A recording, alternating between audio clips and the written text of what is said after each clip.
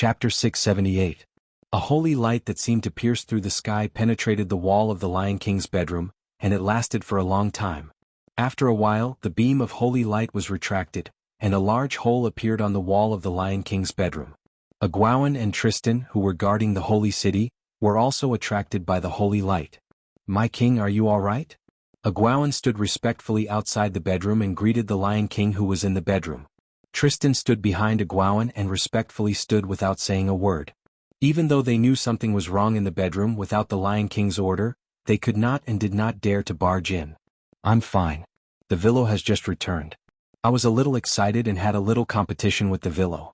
You can leave now." Artoria's mature and convincing voice came from the bedroom. "I see. The Villo has returned. Since the Villo is here, we will leave now." When Egwene said this, his voice was a little reluctant, but because it was the king's order, Egwene obeyed. "How sad. I will leave now." Tristan, who did not say a word, said this at the end. After that, Egwene and Tristan left. In the room, Artoria was sitting on a throne with her legs crossed. Guinevere was sitting on the edge of the bed without saying a word. Wuming, he was now leaning on the wall with a large hole in it. "Lily, are you really going to kill me?" After using his spirit sense to detect that Egwene and Tristan had left, Wuming immediately spoke. "If you can die from that attack, it only proves that you are too weak," Artoria said seriously without any intention of apologizing. On the other hand, Guinevere, who was watching from the side, pouted. "It's all because the Villo is not romantic." Wuming was speechless. "Well, it is indeed my fault. Putting aside the fact that two women were fighting for your affection, if you suddenly got angry and said, 'It's okay, you can continue,' when they were frightened, anyone would be angry."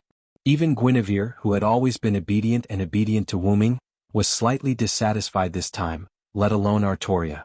Although it seemed that Artoria was going to abandon her worldly values and be with Wuming, she was still the Lion King. She was the one who gave the order to the Knights of the Round Table to kill each other. She was the one who led the knights who had completely turned into the Lion King, defeated the arrogant Lionheart, built the new holy city, and carried out the cruel and inhumane saint selection. Thinking of this, Wuming's expression became serious. "I apologize for my rudeness.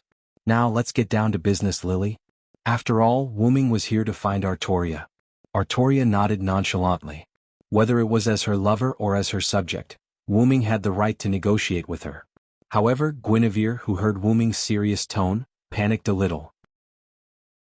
Through the conversation with Wuming, she knew that Wuming was not here to join the Lion King. He was here to cause trouble. Whether it was Artoria or Wuming, both of them were extremely important to Guinevere. One was husband and wife on the surface, but in private they were best friends. The other was her knight and her lover, so Guinevere did not want to have a conflict between the two. However, whether it was Artoria, Wuming, or Guinevere, she knew that since things had developed to this point, the two of them could not solve the problem without talking. "Oh, do you want me to prepare some refreshments?" Guinevere asked hesitantly. Artoria didn't say anything, nor did she move. Wuming nodded. "Go and remember to prepare more." However, after hearing Wuming's reminder, Guinevere could not help but smile. Why should he prepare more? It was because there was not enough to eat. As for why there was not enough to eat, Guinevere glanced at Artoria, who was unperturbed, and smiled happily. After all, Wuming's words gave Guinevere another meaning, which was that they could not fight. Preparing more refreshments was for them to eat slowly. If they fought, they would not be able to eat any more. Guinevere nodded with a smile, got up gracefully, and left the room. Seeing Guinevere leave in a good mood, Wuming let out a sigh of relief. He purposely gave Guinevere the feeling that they could not fight. After all, this could not only take care of Guinevere's feelings, but also find a reason to make Guinevere leave. After all, Wuming did not have to fight because he did not want to. Wuming took a deep look at Artoria. He looked at her eyes that were glowing for some unknown reason. Although Artoria was still the familiar one, Wuming knew that the Artoria in front of him was a familiar stranger. She was not the familiar King Arthur, but the unfamiliar Lion King. Perhaps in the past, King Arthur would choose to listen to Wuming, but facing this Lion King, Wuming felt that she would not listen to him. "Lily, although you have changed a lot after what happened just now, I feel that you are still the same Lily." Artoria did not move. Only her glowing eyes flickered. She then looked at Wuming. "You too. Although I don't know how many years you have lived, you have not changed at all. You are still the one who pledged to marry me." However, Artoria's words made Wuming feel a little helpless. "Don't make it sound so ambiguous." Wu Ming and Artoria just made a promise that one would be the king for life, and the other would be the king's knight for life. Wu Ming suppressed the ridicule in his heart and pointed out the window. Then, can you tell me why you want to carry out the holy purification? And what is with those huge craters outside the holy city? Looking at Wu Ming's serious face and hearing his questioning tone, Artoria's expression did not change at all. She was still so calm as if there was no emotion. I think you should have seen that those craters were caused by my holy lance. Because those are the enemies of the holy city, they need to be annihilated. Artoria did not stop and continued. The reason why I carried out the holy purification is because it is the best way to save mankind at the moment. Chapter 679. Artoria pointed at the part of the wall behind Wu Ming that was missing because of the Holy Lance's attack. Because they were on top of the holy city's tower, Wu Ming and Artoria could see the edge of the world from where they were standing. You should have noticed it as well, right? The edge of this world is constantly shrinking. In the end, the entire world will collapse. The best solution right now is to store humans with pure hearts into my holy spear. Only then can we ensure the existence and continuation of humanity. Then why don't you cooperate with Chaldea? They have the ability to save this era. If it were you, you wouldn't hesitate to cooperate with them, right? Wu Ming asked in confusion. However, Artoria shook her head. They came too late. I can't leave the fate of the human race in their hands. If I did nothing but wait for their arrival, and if they deliberately got entangled in the first few months, this era would collapse, and the human race would be completely hopeless. Therefore I made my choice. Moreover, the one who holds the Holy Grail is the king of the desert in the west. From the moment I arrived in this world, I knew that he had the temple as a defense. I couldn't take him down before this era collapsed. Therefore, I chose to have a truce with him and take another path to save the human race, which is to carry out the Holy Ascension. But you abandoned the other people of this era, Wu Ming retorted instantly, and his tone was a little angry. And the humans you collected will become specimens. That can't be called the continuation of the human race at all. Wu Ming clenched his fist and slammed it on the wall behind him. A part of the wall that was already broken and disappeared was damaged again. Another part of the wall broke and fell down the tower. After that, Wu Ming walked in front of Artoria and looked at the goddess-like beauty. You have been affected by the Holy Lance for a long time. You are no longer a human and you are no longer a specter. You have become a god that I don't like. You have been assimilated by the Holy Lance, Lungaminiad. Lungaminiad the goddess. Artoria's eyes flickered slightly. Although it disappeared quickly, Wu Ming still caught it. When Wu Ming saw Artoria, he noticed that his half-god-slayer soul reacted to her. This meant that Artoria had become a god. The only way Wu Ming could imagine Artoria becoming a god was to be assimilated by Lungaminiad. After all, it was an anchor that connected the two sides of the world. It would be fine if someone like Wu Ming had it, but if it was just a king with the red dragon bloodline, he would inevitably be assimilated.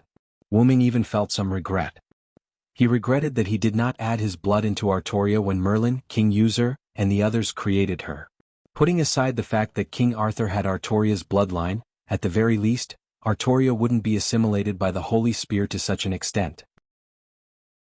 If it were you in the past, you would have tried to find a way to get the best of both worlds. Although I don't like your personality in the past, I don't like the current you even more. I don't think I've done anything wrong. It's all for the sake of mankind. Artoria looked into Wu Ming's eyes without hesitation. Wu Ming also looked at Artoria's serious eyes. Her eyes were both familiar and strange, and they made him feel sad. Artoria was always considerate of the people. She was born for the sake of the people. She became a king for the sake of the people. She kept fighting and killing for the sake of the people. However, because of her selfless sacrifice, the people and even some of the knights of the Round Table were afraid of her. Although it was Tristan who said that kings do not understand people's hearts, who could guarantee that the people did not have the same thought? Maybe they already had such thoughts in their hearts, but they did not dare to say it out loud.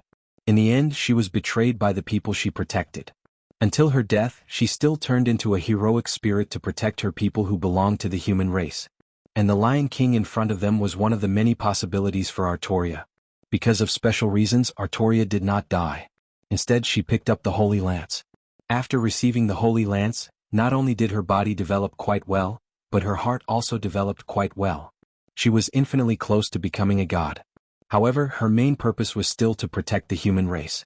That was why she used such an extreme method. In Wu Ming's opinion, The reason why some of the Knights of the Round Table chose to stand against Artoria after she announced her decision was that they did not want their beloved king to continue making mistakes like this. The most obvious example was Kai. Kai was Artoria's sworn brother. Although he did not have much contact with Artoria because of Wuming, he and Artoria were sworn siblings after all. Because he knew Artoria well, Kai did not hesitate to stand against her. If Kai was still here, he would definitely say something like this. Since Lord Villo is not here, let me, your sworn brother, correct the king's mistake. However, Kai had already left. He was defeated by the Knights of the Round Table who stood on Artoria's side. Most of the Knights of the Round Table who chose to stand on Artoria's side wanted to show their loyalty to the king. Lancelot, Tristan, Agravain, and Gawain were all loyal to the king. Because he was the cause of the destruction of half of Camelot, Lancelot felt guilty toward Artoria. Tristan also felt guilty because he was the first to speak. Argirvan had always been foolishly loyal to Artoria. Gawain also felt guilty because the destruction of Camelot could be considered to have been caused by his obsession. Unlike the Knights of the Round Table who stood on the opposite side of Artoria, these Knights of the Round Table did not care about the king's right or wrong. They just wanted to show their loyalty as the king's knights. The Knights of the Round Table who stood on the opposite side of the king were also loyal to the king. However, they did not want to be blindly loyal. They did not want to see the king go astray, so they stood on the opposite side of the king. So, are you going to stop me just like Kai and the others? Artoria sat and looked up at Wuming who was standing in front of her. The atmosphere suddenly became tense. Katja, the sound of the door opening could be heard. Guinevere walked in with a small cart used for serving food. I've prepared the snacks. However, when he saw the tense atmosphere between Artoria and Wuming, Guinevere was scared speechless. Are you guys okay? Guinevere forced a smile. Chapter 680. Don't worry, nothing will happen to me and Lily. Wu Ming smiled at Guinevere with a look that said, nothing will happen to us. Wu Ming walked to Guinevere and took the cart from Guinevere's hand. He then looked at Artoria. Let's have some snacks first. Ever since you became the queen, we barely had time to eat snacks together. Artoria stared at the snacks on the cart and nodded. No matter how things changed, Artoria's attitude towards food would not change. Seeing Artoria like this, Wu Ming couldn't help but feel relieved. Wu Ming pushed the cart over, picked up a snack and put it in front of Artoria. Artoria paused and then looked at Wu Ming. Take it as an apology for not responding to your call in time, Lily, Wu Ming said with a gentle smile. Artoria didn't say anything and her expression didn't change. After all, she was the queen. How could she accept food from others? Guinevere thought. But just when Guinevere thought Artoria refused, Artoria opened her mouth and ate the snack that Wu Ming gave her. I miss it, Artoria said softly. Guinevere was jealous. Mr. Villo, I want some too, Guinevere clung to Wu Ming and pouted. Yes, just like that, Wu Ming began the game of snacks, which was actually food. After the snacks were eaten, the negotiation between Wu Ming and Artoria also ended. I won't be your enemy, Lily. After all, Artoria gave the Knights of the Round Table 3 choices. One was to kill her, the second was to join her, and the third was to leave her. I will leave, but I will come back again. After Wu Ming said those words like a villain, he left the holy city without any hesitation. Although she knew that Wu Ming might become her enemy in the future, Artoria didn't stop Wu Ming. Artoria just gave an order to all the knights of the holy city, and then fell asleep again.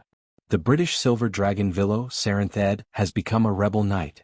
If you meet him in the future, you can fight him.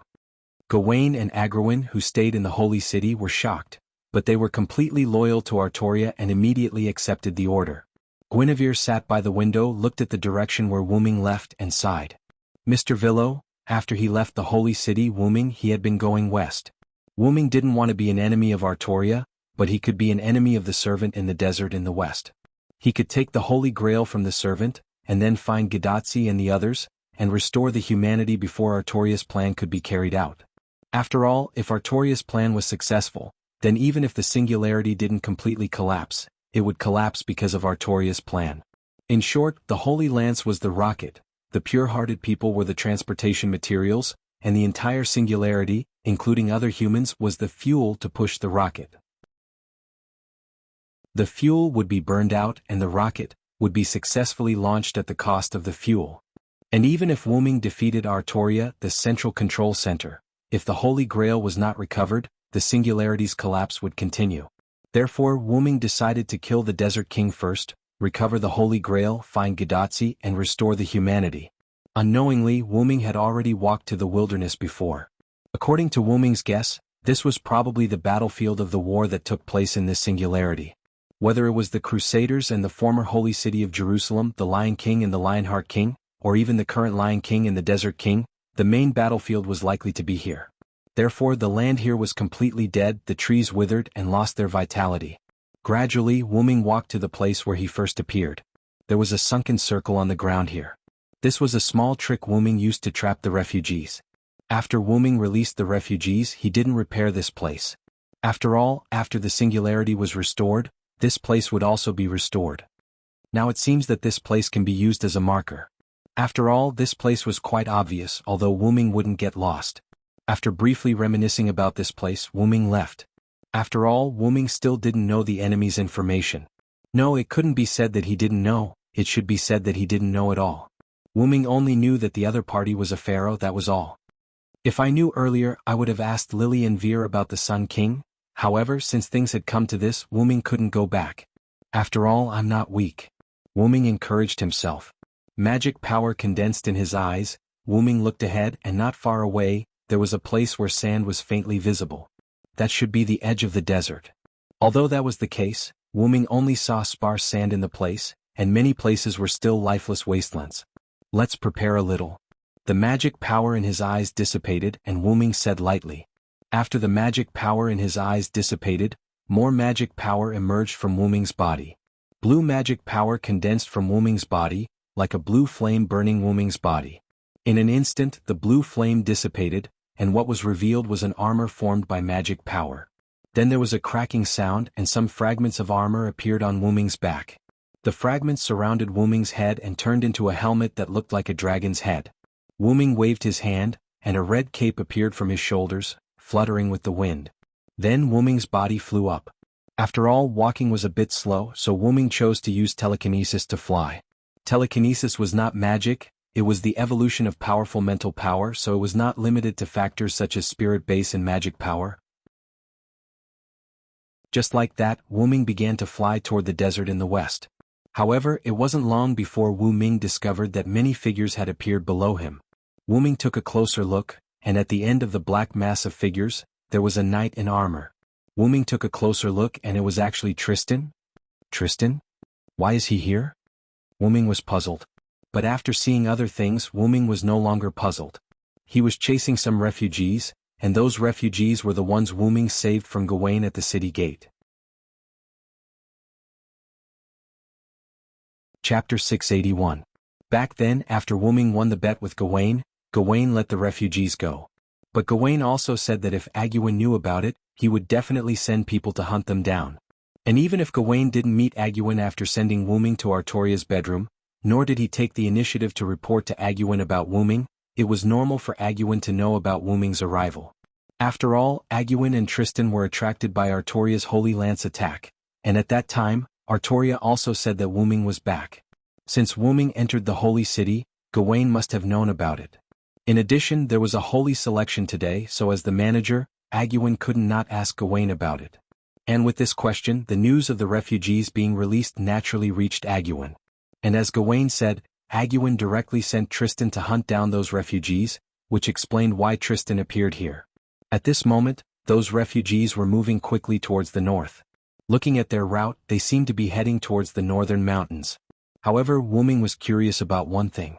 What did these refugees experience and what decision did they make to come here? Most importantly, their speed was a little too fast. There must be a reason. Wu Ming thought so, looked at the dense crowd of refugees, and felt the fluctuation of magic power. As a result, he really found the reason. It was a man or a woman wearing a tattered black cloth and a white skull mask on his face. It was unclear whether he was male or female. Wu Ming could clearly feel that it was a servant. Wu Ming looked at the person wearing the bone mask and vaguely had some guesses. With this appearance, I'm afraid there's only one answer. The location was the Middle East, wearing a skull mask and tattered black clothes like an assassin. It seemed that the other party was likely to be one of the elders of the mountain Hassan Sabah. However, Wu Ming didn't have the time to think too much because Tristan had already caught up with the refugees. At this moment, drunk Hassan glared at Tristan, who had arrived in front of the refugees he led. "Damn it! Are you Knights of the Round Table always so aggressive?" Smoke drunk Hassan was quite angry. Originally, she only came here to gather information, but she accidentally found some of her compatriots, refugees. After asking around, she found out that they had escaped from the holy city. According to their compatriots, after the saint uplifting ceremony, when they were about to be killed because they were not chosen, a knight appeared and saved them by betting with them, allowing them to escape the fate of being killed. Drunk Smoke Hassan doubted if what the refugees said was true. After all, he had seen many Knights of the Round Table. Every one of them said that they were loyal to the king or something. How could they save the refugees? However, this was indeed the case. However, drunk Hassan had no time to think about the truth of the matter now. What she needed to do was to bring these compatriots to the village in the northern mountains.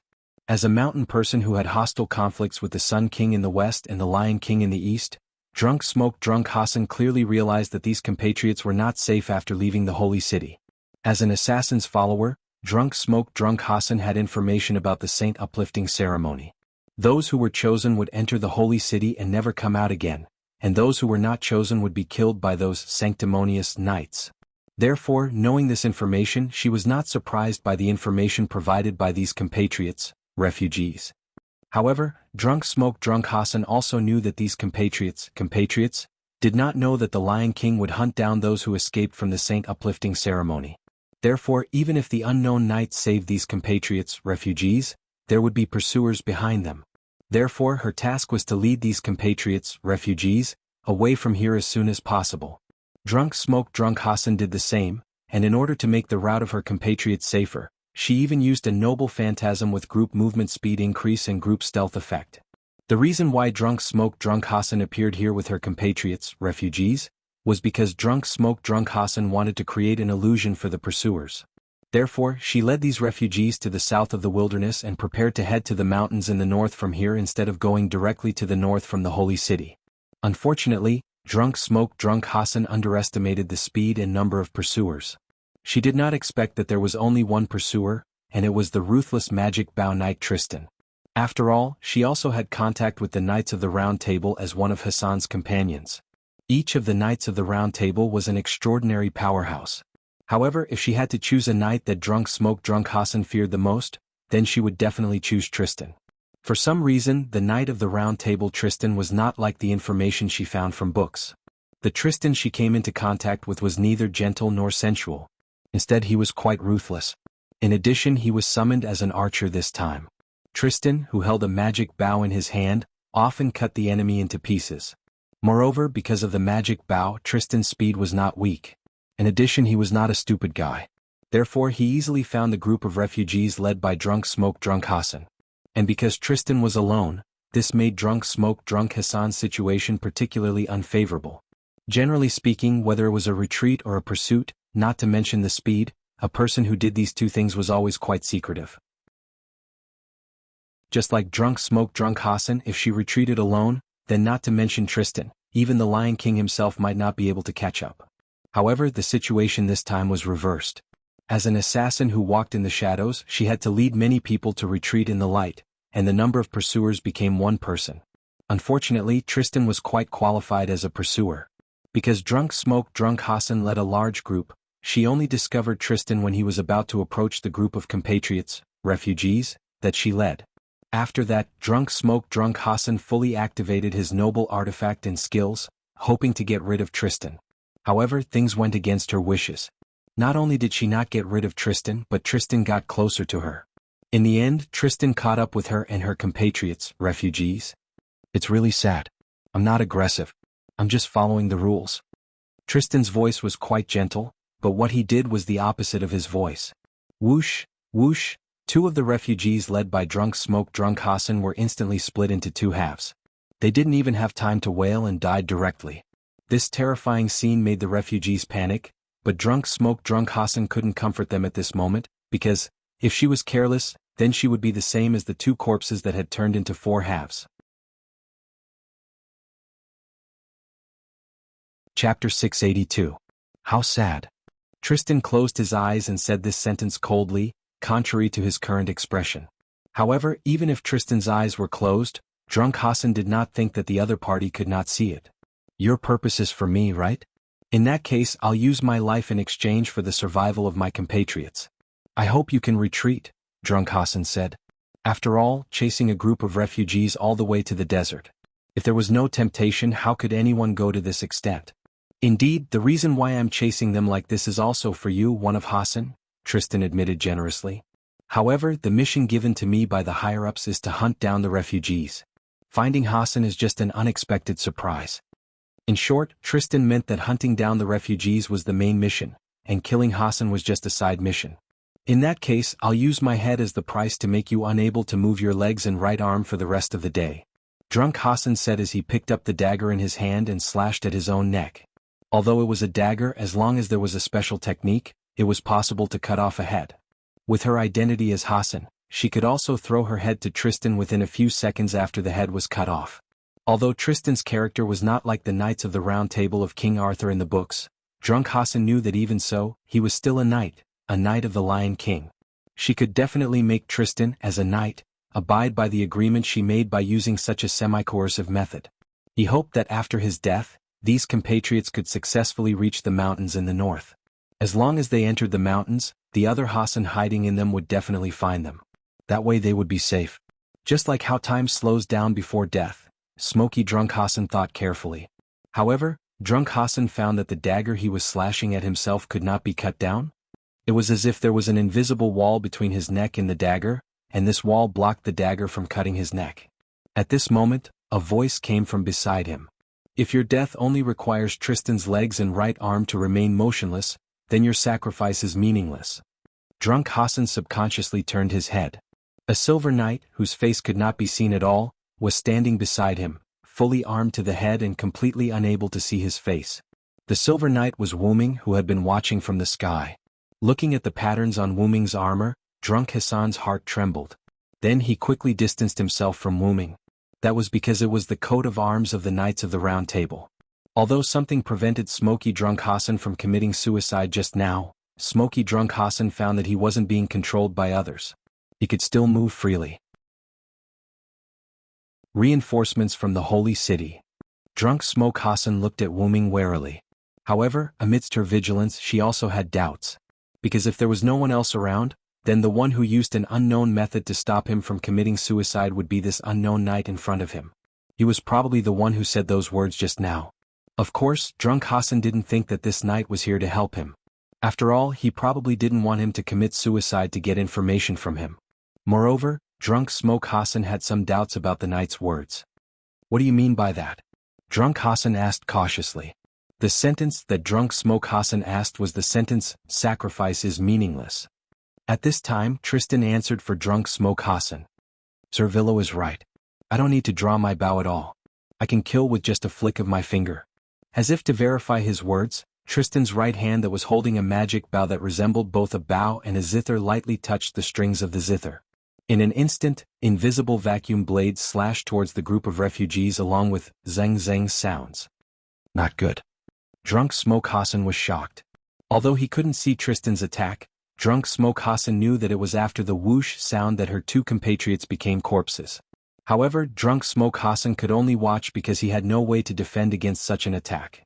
Moreover, even if he could defend against such an attack, he couldn't see Drist's attack. As a last resort, drunk Smoke Hassan could only pray. Just like the first Hassan, although Drist's attack was launched, no one died. In other words, there was an invisible defense that blocked Drist's attack. Drunk Smoke Hassan thought in his heart and looked at Wu Ming. Don't worry, unknown Hassan, I'm here to save you. Wu Ming said to drunk Smoke Hassan without moving. At this time, several people suddenly became excited. Sir Drunk Smoke, this Sir Knight is the one who saved us at the gate of the Holy City. A bold refugee shouted. Yes, Sir Drunk Smoke, I remember this Sir Knight's armor. Me too, I recognize this Sir's voice. He is the Sir Knight who saved us before. Several refugees who remembered Wu Ming's voice and armor trembled and stood up. Wu Ming looked at these people with some surprise. Although they were evil people who were not chosen by the Holy Light, they stood up for their benefactor. This was enough for them as ordinary people. Wu Ming's mouth hidden under the helmet curved up. Sure enough, it didn't mean that people who were not chosen by the holy light were evil people. They could stand up for Wu Ming, and they didn't disappoint Wu Ming who saved them before and now. Drunk Smoke Hassan, who heard the refugees' words, was a little surprised. She didn't expect that the knight who saved her compatriots was really a knight of the Round Table. She was still wondering if it was a wild servant, but she didn't expect it to be a knight of the Round Table. In this way she didn't see the knight before. After all, the knight was likely to be summoned by the Lion King, and looking at the knight's appearance he was likely to have betrayed the Lion King. What do you mean, Sir Villo? Tristan closed his eyes and looked in the direction of Wu Ming. Although he destroyed his eyes because he killed his compatriots before, it didn't mean that he was blind. After all, he used to like to close his eyes and he could still move normally. Whether it was the sensitivity of his ears or the magical enhancement of his eyes, the self-destruction of his eyes had no effect on Tristan. However, in the face of Tristan's question, Wu Ming just replied faintly. They are under my protection.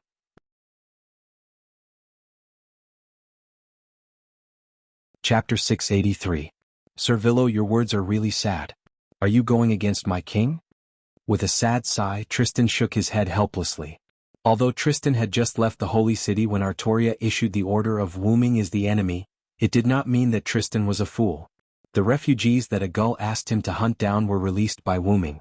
In addition, Wu Ming came all the way here to save these refugees, and Wu Ming's attitude was problematic. All these factors told Tristan that Wu Ming and his king were likely to have a falling out. Think what you want. In short, I will protect them today. Wu Ming said, and the magic power in his body condensed. Like a lion proclaiming his territory, Wu Ming vented his magic power. Whether it was Tristan, Drunk Hassan, these refugees, or a few people from the fourth force hiding in the dark, all of them were shocked by Wu Ming's huge magic power. Immediately, Wu Ming turned to look at Drunk Hassan and nodded to him. Drunk Hassan was stunned, and then nodded as if responding to Wu Ming. Quick! Everyone follow me! Drunk Hassan shouted at the refugees. Drunk Hassan was not a fool. Since someone was willing to help him resist Tristan, then he quickly escaped with the refugees. As for gratitude, he would talk about it when he had the chance to meet in the future. Although the refugees were trembling in fear, they were people who had experienced life and death. Therefore, when Drunk Hassan shouted at them, the refugees immediately reacted. The refugees hurriedly moved in the direction designated by Drunk Smoke Hassan. Before the refugees moved, almost everyone gave Wu Ming a brief look to express their gratitude for saving their lives for the second time. Because of the urgency of time, Drunk Hassan only nodded to him.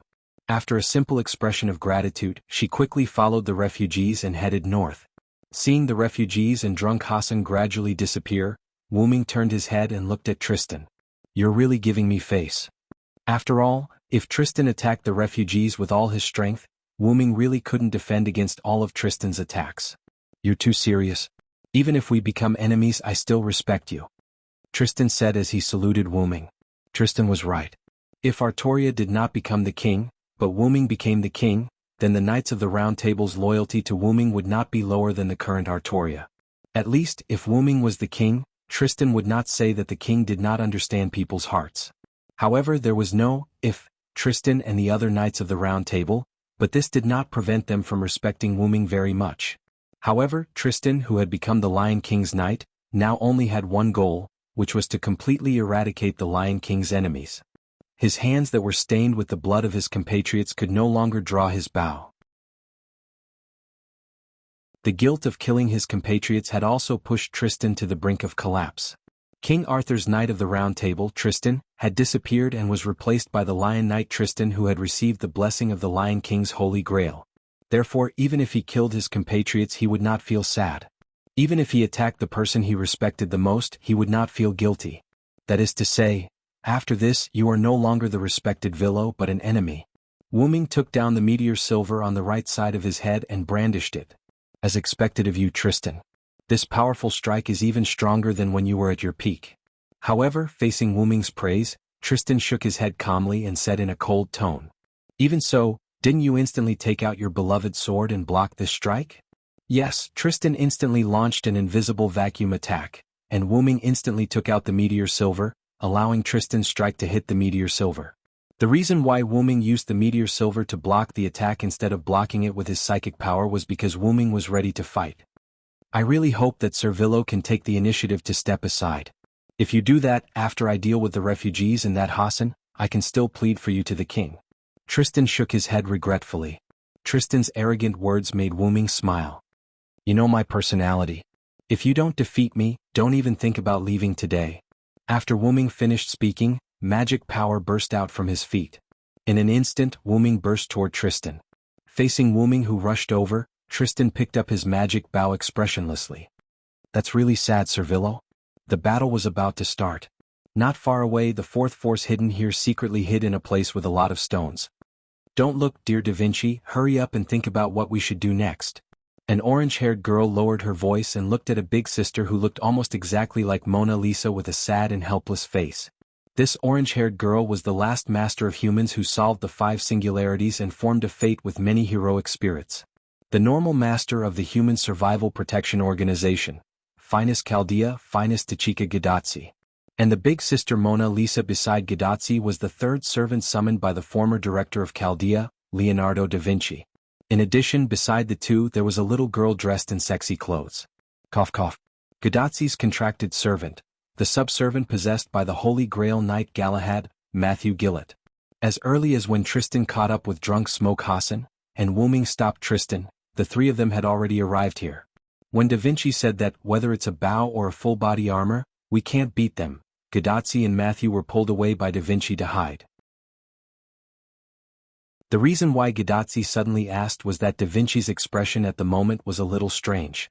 At this moment, as if watching a play, Da Vinci looked at the fierce confrontation between the Holy Sword Knight and the Magic Bow Knight not far ahead. Well, what's the matter, Tachika? Isn't it good for us to benefit from the fight between 2 tigers? Da Vinci didn't look back and continued to look forward happily. The good student Matthew raised his hand and asked Da Vinci puzzledly. But, Da Vinci, the Silver Knight seems to be a good person, shouldn't we help? Gadazzi, who was standing at the side, also nodded vigorously. Because Da Vinci said that the 2 knights were not ordinary servants, the 3 of them hid far away just in case. Although the distance was a little too far, Gadazzi couldn't hear the conversation, but through her own eyes, Gadazzi could still see the current situation. The knight with the bow killed a few people, and the servant suspected to be one of Hassan wanted to commit suicide, but for some reason he stopped when the Silver Knight appeared. After that, the servant suspected to be Hassan left with the refugees, leaving the Silver Knight to fight against the Magic Bow Knight. In this way, the Silver Knight was likely to be a good person. Facing the doubts of Matthew and Gadazzi, Da Vinci smiled and explained. Let's not talk about how you 2 judged that the Silver Knight is a good person. Moreover, we can't intervene in the battle between servants of their level.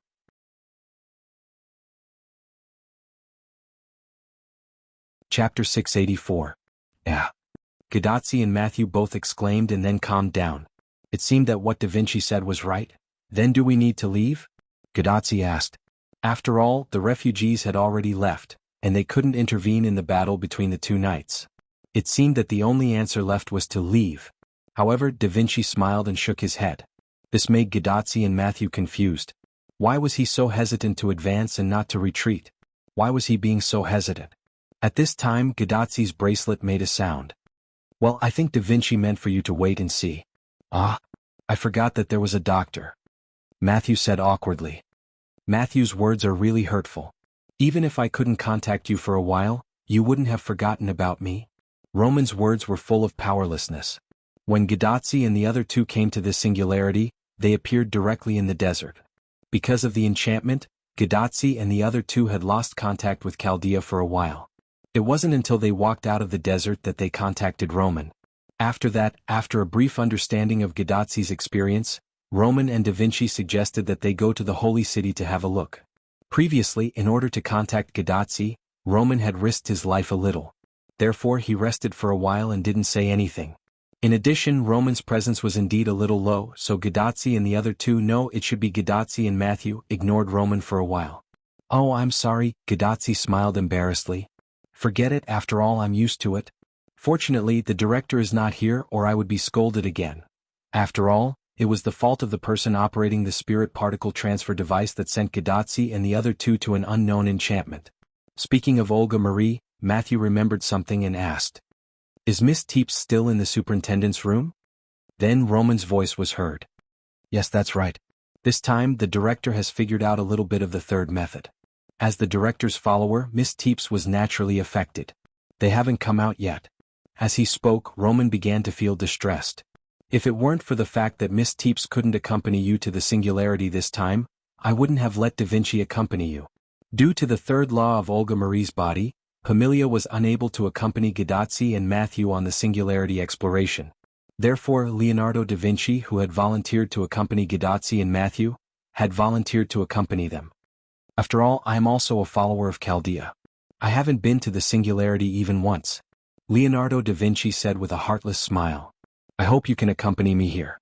If you are here, I'm afraid there won't be an accident with the spirit particle transfer. Even if there is an accident with your technology, you can break through the enchantment and contact Tachika. Roman sighed. This was not a compliment. After many tribulations, the various equipment of Chaldea had been upgraded by the genius Da Vinci. If Da Vinci were to operate it, it would be much better than Roman. Well, you can contact us now. It's already very good. Da Vinci comforted Roman. Boom. Suddenly, an explosion sounded not far away from Gadazzi and the other two. The explosion set off a gust of wind mixed with gravel and hit Gadazzi. Senior, be careful. Matthew shouted and instantly materialized a shield in front of Gadazzi. Clang, clang, clang. The gravel was like a bullet hitting Matthew's shield, making a messy collision sound. After a while, the wind calmed down, and the gravel no longer shot at Matthew's shield. Senior, are you okay? Matthew turned to look at Gadazzi with concern. I'm fine. Thank you, Matthew. It's all thanks to you. Gadazzi smiled and gratefully hugged Matthew. Senior, it's good that you're okay. Matthew's face was slightly red as he turned his head. At this time, Leonardo da Vinci spoke with a strange voice. Big sister, I was ignored just like that. I'm so sad, ugh. Gadazzi and Matthew looked at Leonardo da Vinci helplessly. Speaking of which, dear Leonardo da Vinci, do you really mean that we should wait and see like what the doctor said? Gadazzi asked in a hurry. The reason why she was so anxious was because those 2 nights are almost here. Senior, dear Leonardo da Vinci? Matthew looked at Wu Ming and Tristan, who were gradually approaching them, and reminded in a panic. It was precisely because Wu Ming and Tristan were fighting that they got closer to this side, that the situation of gravel flying everywhere happened. And they couldn't beat the other party at the moment. If they were discovered, they would definitely be treated as thieves. Maybe there would be another misunderstanding and they would have to start fighting with the other party again. However, according to Leonardo da Vinci, they couldn't beat the other party at all, whether it was a one-on-one or a group fight. Don't worry, take a closer look at the fully armed knight over there. Leonardo da Vinci reminded them. Hearing that, Gadazzi and Matthew looked at Wu Ming, who was gradually suppressing Tristan. Suddenly, Gadazzi and Matthew came to a realization. It's assassin? It's Senior Sira? The two of them saw the armor worn by the knight who was suppressing Tristan. The armor was basically the same as the armor that Wu Ming entrusted to Gadazzi when she left the fifth singularity. That's right, that's Sira's armor. Leonardo da Vinci had an expression of "you finally realized." Gadazzi and Matthew could only scratch their heads helplessly. After all, Gadazzi was just an ordinary person. Because of the distance, although Gadazzi could still see Wu Ming, she couldn't see it clearly. Matthew was the same. As an immature subservient, she couldn't add magic to her eyes to improve her vision like Leonardo da Vinci, so she couldn't see it clearly. And now they could see it clearly, and Gadazzi and Matthew also understood why Leonardo da Vinci didn't let them go. Because the person in the armor was likely to be Wu Ming. Moreover, even if the other party wasn't Wu Ming, he must be someone who had a great relationship with Wu Ming. Therefore, choosing to contact the other party was the most advantageous option at the moment. What? That knight is Sira? That's too ridiculous, he's a warrior of Ulster, how could he come here? Roman felt that his brain had gone haywire. First, it was the Egyptian pharaoh, and then the Lionheart King that Roman proposed to contact was gone. Then, a Lionheart King appeared out of nowhere, and there was also a knight who seemed to be an acquaintance. No matter what, the other party is related to Assassin, so he must be a good person. Gadazzi decided that she would contact the other party. Then, Senior, should we help the enemy who seems to be Senior Sira? However, Leonardo da Vinci answered first. I don't think so. Because Wu Ming had already defeated Tristan.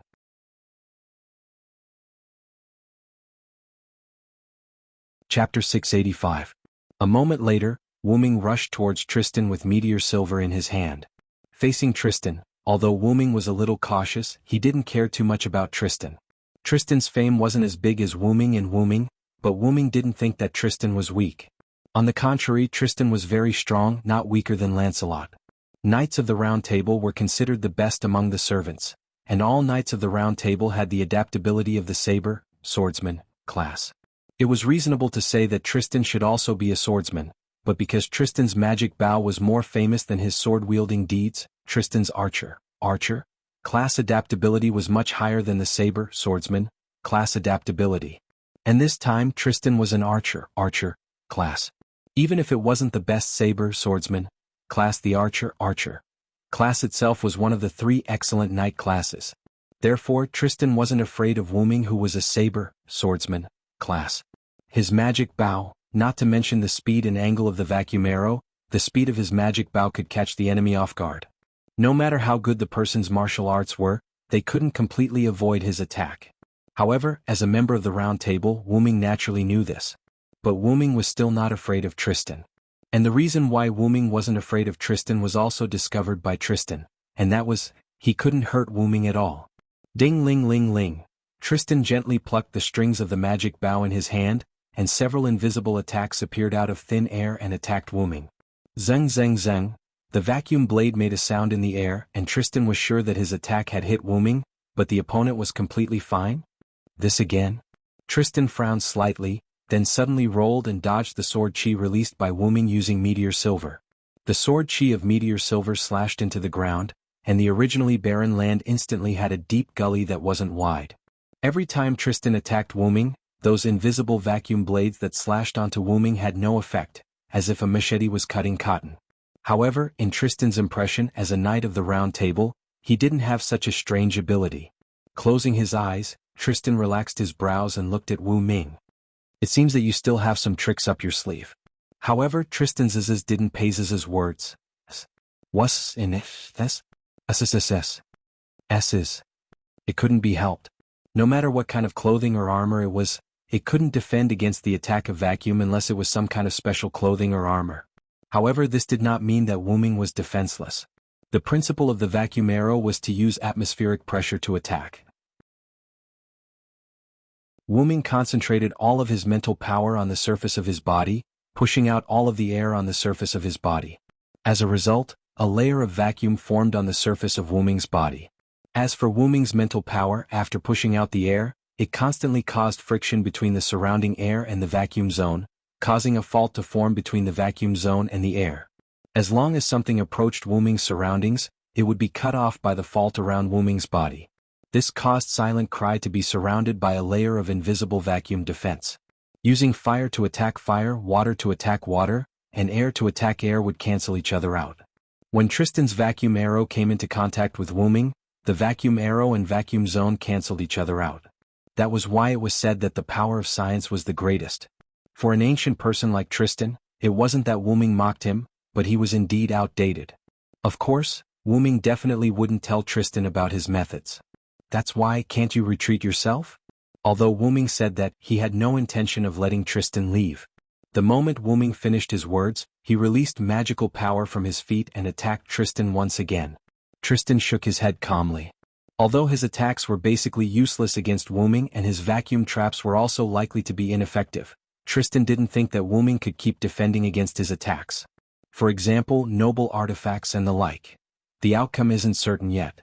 The moment before Wu-Ming attacked, Tristan used the power of the wind brought about by the magic bow to move his body swiftly and easily dodged Wu-Ming's attack.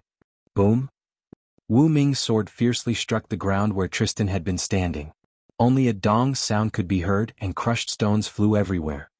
Then I shall defeat you with my next attack. In an instant, Wu-Ming raised the Meteor Silver. Tristan's blind eyes trembled slightly. He understood what Wu-Ming was trying to do. Wu-Ming was about to unleash his noble artifact. However, this was exactly what Tristan wanted because he was about to unleash his noble artifact. Stained with the blood of the legendary dragon and comparable to Excalibur? Tristan looked at the glowing holy sword in Wu-Ming's hand. After all, he and Wu-Ming were once comrades and he knew quite a lot about this holy sword. If it's the noble artifact, I can't defeat you. At this moment, Wu-Ming's holy sword was shining brightly. Although Tristan said that he couldn't defeat him, he still picked up the magic bow. However, I have the blessings of my king, so the outcome is still uncertain. X silver. Fail not. Almost at the same time, Wu Ming and Tristan unleashed their noble artifacts at the same time. Tristan's hand continuously moved his magic bow at an extremely fast speed that couldn't be seen by the naked eye. In an instant, countless vacuum threads that were almost visible to the naked eye wrapped around Wu Ming at an extremely fast speed. Wu Ming stood in the same place, holding the holy sword that was getting more and more solid. But what made Tristan puzzled was that Wu Ming didn't move at all. Tristan couldn't help but frown. He clearly remembered that Wu Ming's noble artifact was the same as Artoria's light cannon. But now, Wu Ming actually hid the light of the holy sword. Tristan didn't understand what Wu Ming was doing, but it didn't hinder his noble artifact. Tristan controlled the magic bow with one hand and plucked the bowstring, or rather, the strings of the zither with the other. Although Wu Ming used an unknown method to defend against his attack, the change in quantity led to a qualitative change. The pond couldn't withstand the impact of the sea, the flame couldn't withstand the impact of the explosion, and the more powerful and chaotic vacuum would devour the weaker vacuum. Coupled with the Lion King's blessing, as long as these attacks hit, Tristan could guarantee that Wu Ming would be seriously injured even if he didn't retreat. However, just as Tristan's countless vacuum threads were about to approach Wu Ming suddenly entered a purplish-black ripple and disappeared. What?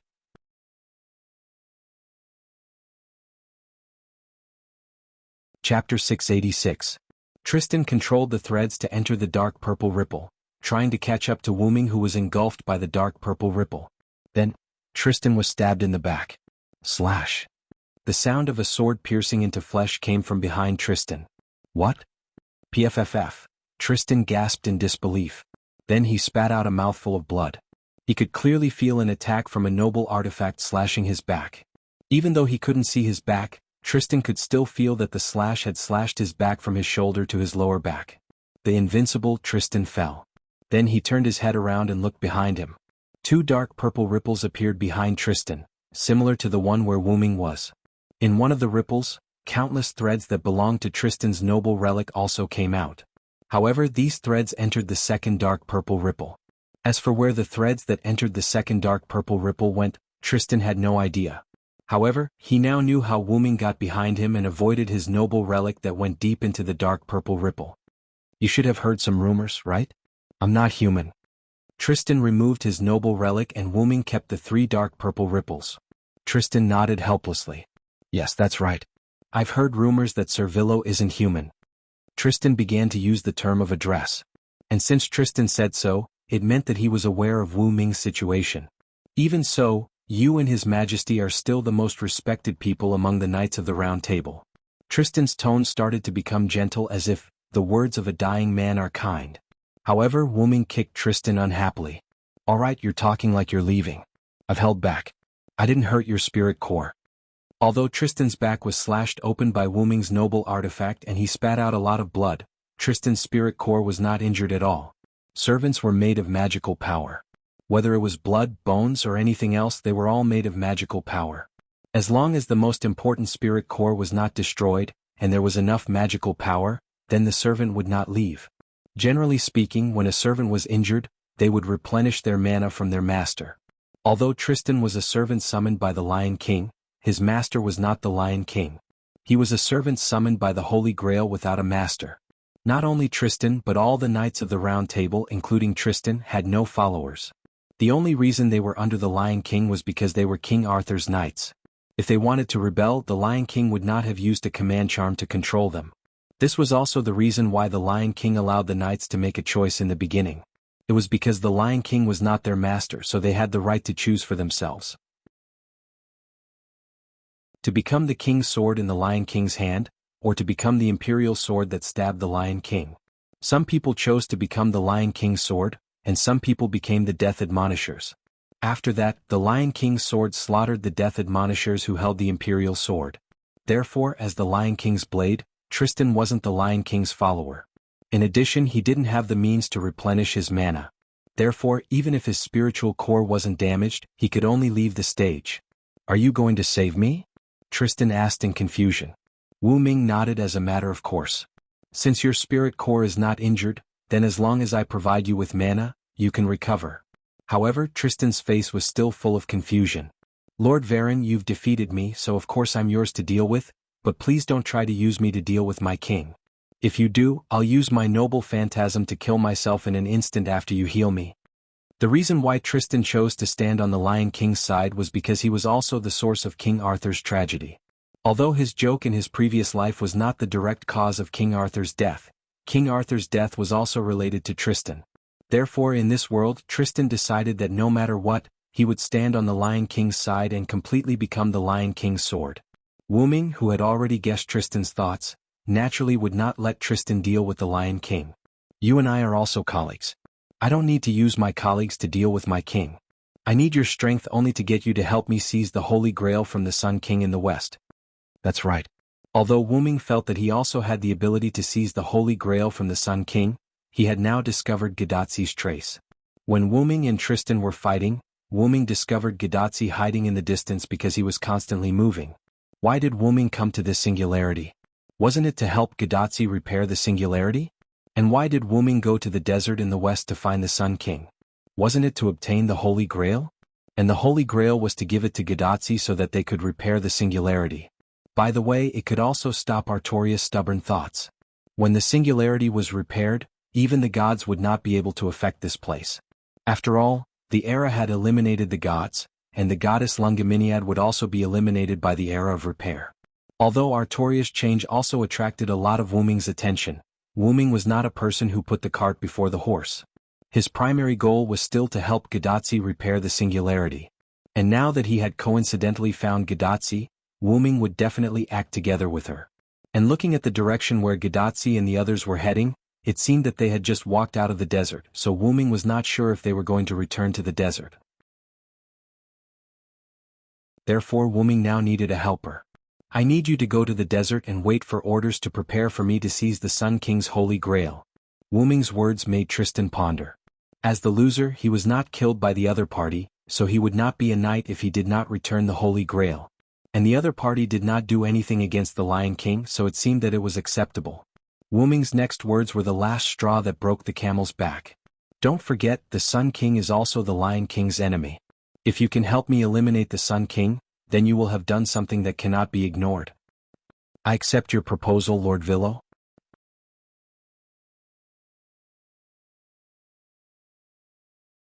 Chapter 687. Tristan's surrender made Wu Ming nod in satisfaction. Then Wu Ming and Tristan signed a contract.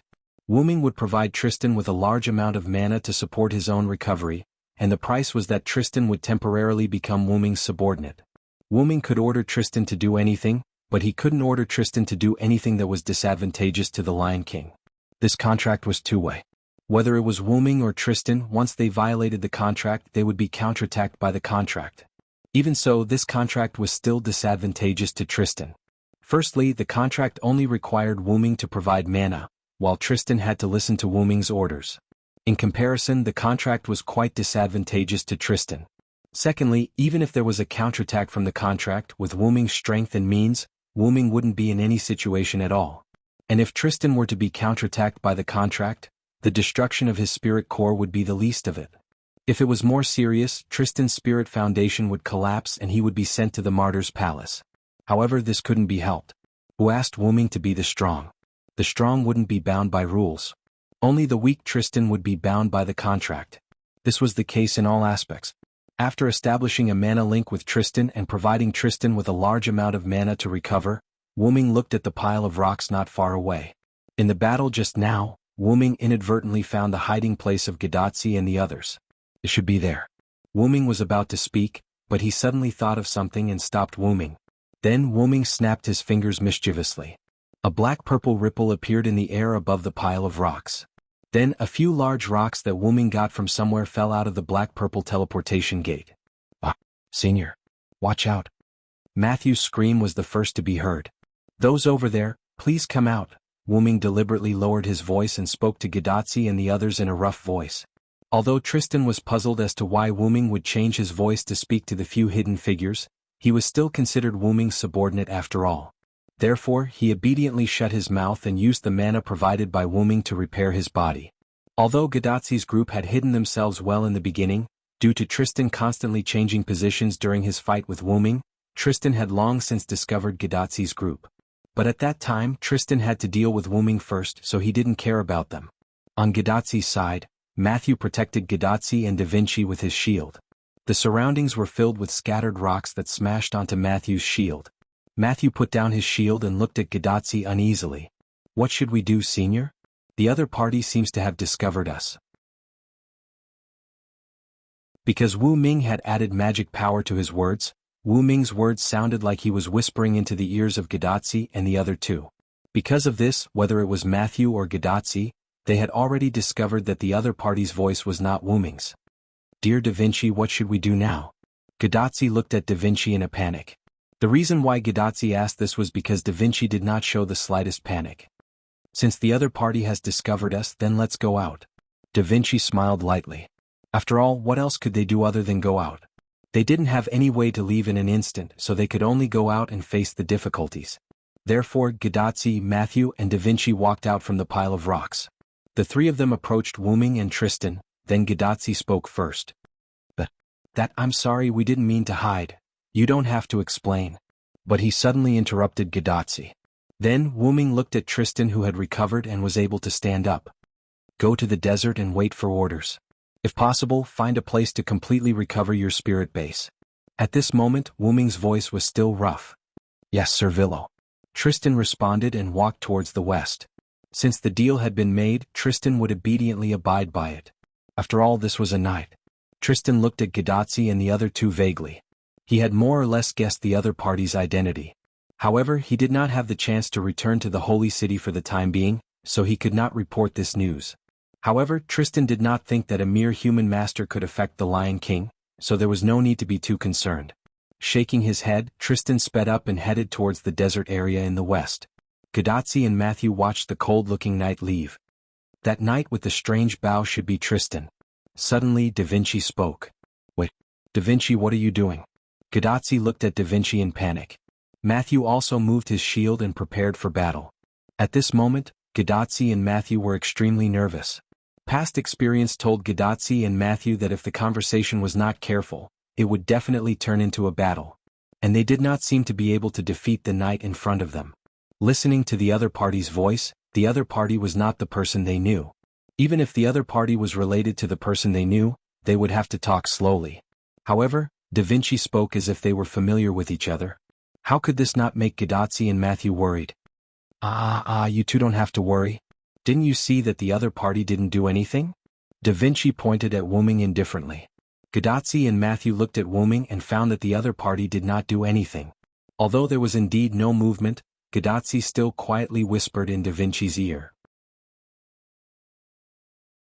"But, Da Vinci, it's better to be careful.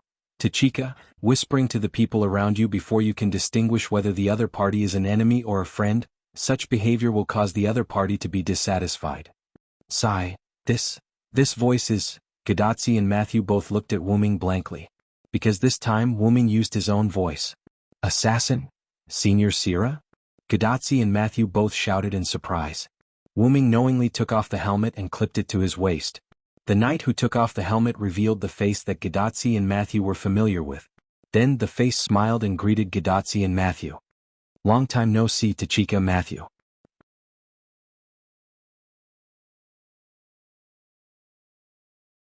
Chapter 688. Gadatsi excitedly ran towards Wu Ming. Matthew, who was worried, wanted to follow her but was stopped by Da Vinci. Matthew looked at Da Vinci in confusion, but Da Vinci just smiled and shook his head at Matthew. Although Matthew still wanted to accompany Gadatsi, Gadatsi had already run to Wu Ming's side. Gadatsi suddenly pounced into Wu Ming's arms. The moment before Gadatsi pounced in, Wu Ming turned his helmet into magic power and threw the meteor silver. The golden ripples instantly engulfed it. Due to inertia, Wu Ming hugged Gadatsi and spun around a few times, successfully making Gadatsi laugh. "Why, assassin, I missed you so much, ha ha." Wu Ming hugged Gadatsi and spun a few more times, then stopped and put Gadatsi on the ground. Wu Ming then stroked Gadatsi's little head as if he was looking at a little sister who needed love. "I missed you too, Tachika." At this time, Gadatsi's watch suddenly emitted the sound of Roman's crazy and disbelief. "Are you for real? Are you really Sira? This is unbelievable. If I didn't hear wrongly, the knight just called you a Villo?" Could it be that you are King Arthur's first knight of the Round Table, Vilo Sira Ed? But that's impossible. You are obviously Sira of Ulster. How could you become King Arthur's knight? The timeline doesn't match at all. Then Roman seemed to have thought of something and his voice stopped abruptly. This made Gadazzi a little confused for a moment, thinking, what's wrong with the doctor? Why did he suddenly stop talking after a long speech? Wuming could not help but laugh at Roman's reaction. Ever since he knew about Gidea's identity, he was completely sure of Roman's identity and did not have the slightest doubt. And since Roman was that person, it was not strange that he knew about Wuming. But Roman could not show it. After all, he was just an ordinary human. Well, I forgot, you are a mysterious guy who has always been alive. If that's the case, then it's understandable that you left a record in history across time. Aha. Roman laughed. It had to be said that Roman's answer to himself was rather perfect. If he had been alive all this time, he would have been able to recover from his previous shock. It seems that this guy also enjoys being a human. Wuming could see that Roman's surprise for Wuming was indeed real. This meant that the other party did not rely on his previous strength, but relearned as a human. But, how much effort did you put in that ordinary people can't even catch up with you, Roman Ace Man? Wuming silently glanced at Gadazzi's watch that sent out Roman's communication sound. He seemed to see the young man with a helpless smile on his face. On the other side, Gadazzi just reacted from a sudden realization. Indeed, Wuming once generously admitted that he was still alive, so Wuming was likely to exist in human history a long time ago. Then, it was not strange that Wuming had multiple names and legends. Then Gadazzi hugged Wuming again with a happy face. As expected of assassin, you're still very powerful. Wuming also smiled and hugged Gadazzi, but his eyes were thinking about something. It seems that I guessed correctly. Wuming thought in his heart. Wuming obviously did not have much contact with Gadazzi, at most only a few times, but just these few times raised Wuming's favorability in Gadazzi's heart to the extreme. On the other hand, Gadazzi's favorability in Wuming's heart also rose to a high level. But whether it was Gadazzi or Wuming, their favorability in their hearts was not the kind of love between a man and a woman, but the kind of affection similar to family. To Gadazzi, Wuming, who appeared several times to help her, was like her brother, and to Wuming, Gadazzi was like a younger sister who encountered trouble and needed help many times. And the reason why there was such a feeling, Wuming guessed that the problem was with Gadazzi. However, even if he had guessed that the problem was with Gadazzi, Wuming did not find any abnormalities with Gadazzi. When Gadazzi threw herself into Wuming's arms, Wuming had already probed Gadazzi's body. But unfortunately, Gadazzi was completely an ordinary magician, and the kind that was at the rookie level. Except for some magic and the command spell in Gadazzi's hand, Wuming did not find any other mystery on Gadazzi's body. However, the most unusual thing was that there was no abnormality. Wuming raised his head and looked at the huge aperture that had always existed in the sky. Could it be that Gidea did something to Tachika? As soon as this thought appeared in Wuming's mind, it was immediately cut off by Wuming himself. There was no other reason. How could a contractor who had formed a fate with many heroic spirits be affected by Gidea? Don't underestimate the star crystallization of human faith, and don't underestimate the miraculous existence called heroic spirits. Senior, at this time Matthew's voice came from behind Gadazzi, which was in front of Wuming. He saw Mashu holding her big shield and running towards him, while Da Vinci was following behind her at a leisurely pace. By the way, Da Vinci walked over. Matthew. Gadazzi broke away from Wuming's arms and waved at Matthew. After Matthew came to Gadazzi's side, he began to greet Wuming. Senior Sira, long time no see. However, Wuming smiled and shook his head. Call me Senior Vilo Matthew. Vilo. Senior? Matthew was taken aback and there was a slight change in his eyes, but he quickly recovered. Matthew looked at his hand, somewhat at a loss. Matthew could feel that Galahad, who was sleeping in his body, woke up for a moment, but then fell asleep. Maybe it's because Galahad, who was sleeping in your body, suddenly woke up because she saw the person she respected the most. Da Vinci, who was a step behind, explained slowly. Hey. Is Senior Sira really the Knight of the Round Table, Vilo Sira Ed? Matthew was shocked. The answer to Matthew was Wuming's familiar yet unfamiliar words. It's the real deal, Junior.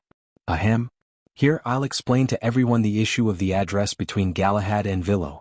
No matter in any records, Galahad always called the Vilo Senior. Da Vinci kindly reminded. I have 2 seniors. Mashu said with excitement and uneasiness. However, Wuming shook his head. Matthew, as a subservient, Matthew does have 2 seniors, but you have to remember as Matthew Gillett you only have 1 senior, and that is Tachika Fujimaru. After all, only Galahad Sr. was Vilo Sira Ed, and Matthew Gillett Sr. was Gadatsi. Matthew and Gadatsi, who heard Wuming's words, were slightly touched. Just listen to Assassin Matthew. Gadatsi said to Matthew with a smile. Facing Gadatsi and Wuming's smiling faces, Matthew nodded heavily. Yes, Senior.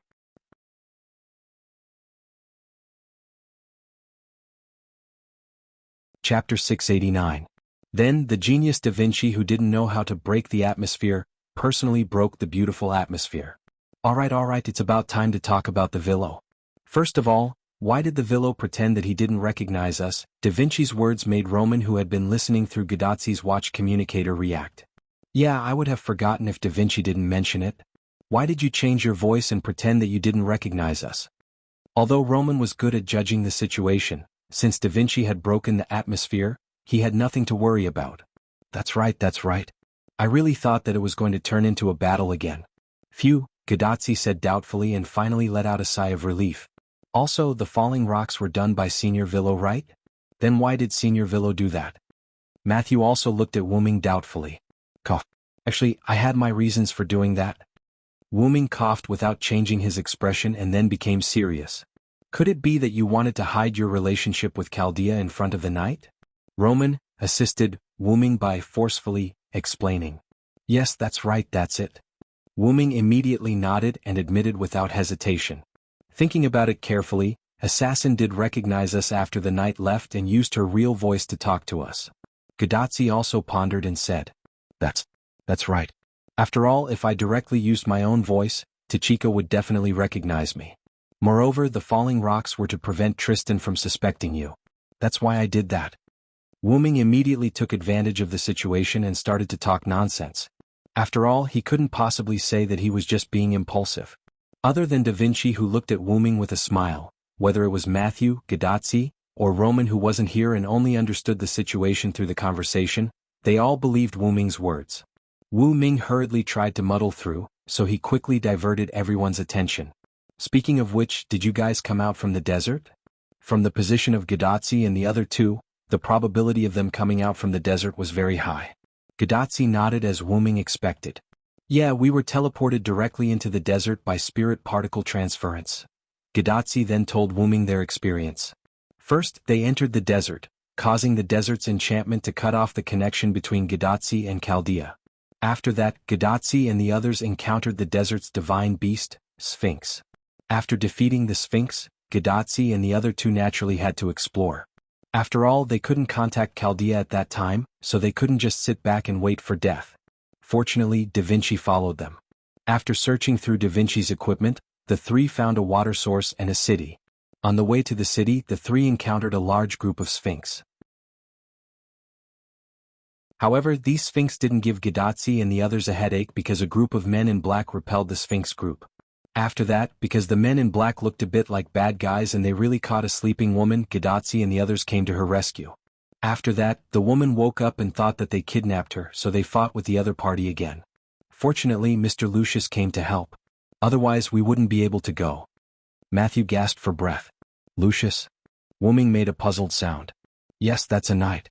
He happened to pass by when we were misunderstood by Miss Nittacles and saw the truth, so he came out to help us clarify the misunderstanding. Matthew nodded. So where is he now? Wuming wanted to meet this knight named Lucius. He always felt that he was also a key clue. Mr. Lucius left after he helped us. We don't know where he went either. Matthew's words disappointed Wuming a little. By the way, Nittacles is a pharaoh's follower. After we cleared up the misunderstanding, she brought us to the shrine in the desert. Gadatsi immediately changed the topic. Temple? Did you see the Sun King? Hearing Gadatsi say that they went to the temple in the desert, Wuming put his attention to Lucius aside. Yes, Nittacles is not the owner of this desert, so after we passed Nittacles' test, she took us to the temple to meet the owner of this desert. It should be the Sun King you mentioned. Gadatsi answered Wuming. Wuming was not surprised that Nittacles was not the owner of this desert. If she was the owner of this desert, she would not have been taken away in her sleep. Then, can you tell me who the other party is? Wu-Ming looked at Gadotsi and the others seriously. Of course, assassin, you're being too polite. Gadotsi looked at Wu-Ming with some resentment. Sorry. Wu-Ming immediately patted Gadotsi's head and apologized. The head patting was still very effective on Gadotsi. At this time, Da Vinci answered Wu-Ming's question. The other party is Ramses II. It's actually Ramses II, Wu-Ming said with some surprise. There was no other reason but because Ramses II was a little too powerful. The king, pharaoh, who ruled the area of Egypt from the 13th to the 14th century BC, was both the son of the sun god and its incarnation. Moreover, Ramses II also built many buildings and even classified the previous buildings as his own. In fact, it made sense when he thought about it this way. Because Ramses II had a large number of buildings under his name, these buildings were sublimated into relics and created a large area of desert similar to an inherent barrier. Unfortunately, we did not find a second city in the desert. This desert was summoned together with Ramses II, not his temple. Da Vinci seemed to have seen through Wu-Ming's thoughts and directly shattered Wu-Ming's fantasy. Wu-Ming was a little overwhelmed. I'm just kidding. In fact, Ramses II moved all the temples together so you can't see other temples in other parts of the desert. Wu-Ming narrowed his eyes and stared at Da Vinci. At this moment, Wu-Ming felt that this guy was more mischievous than himself. In short, we saw Ramses II and learned that Ramses II has the Holy Grail in his hands. The most surprising thing is, according to Ramses II, he seems to know what happened to us at the previous 5 singularities, Gadotsi said with some surprise. However, Wu-Ming was not surprised. After all, the other party was also considered a god, just like Artoria in the Holy City at this moment. Although Wu-Ming did not ask Artoria, Wu-Ming believed that Artoria must only know about Gadotsi. Then why did you leave the desert? Is it because of Ramses II's banishment? Wu-Ming hit the nail on the head.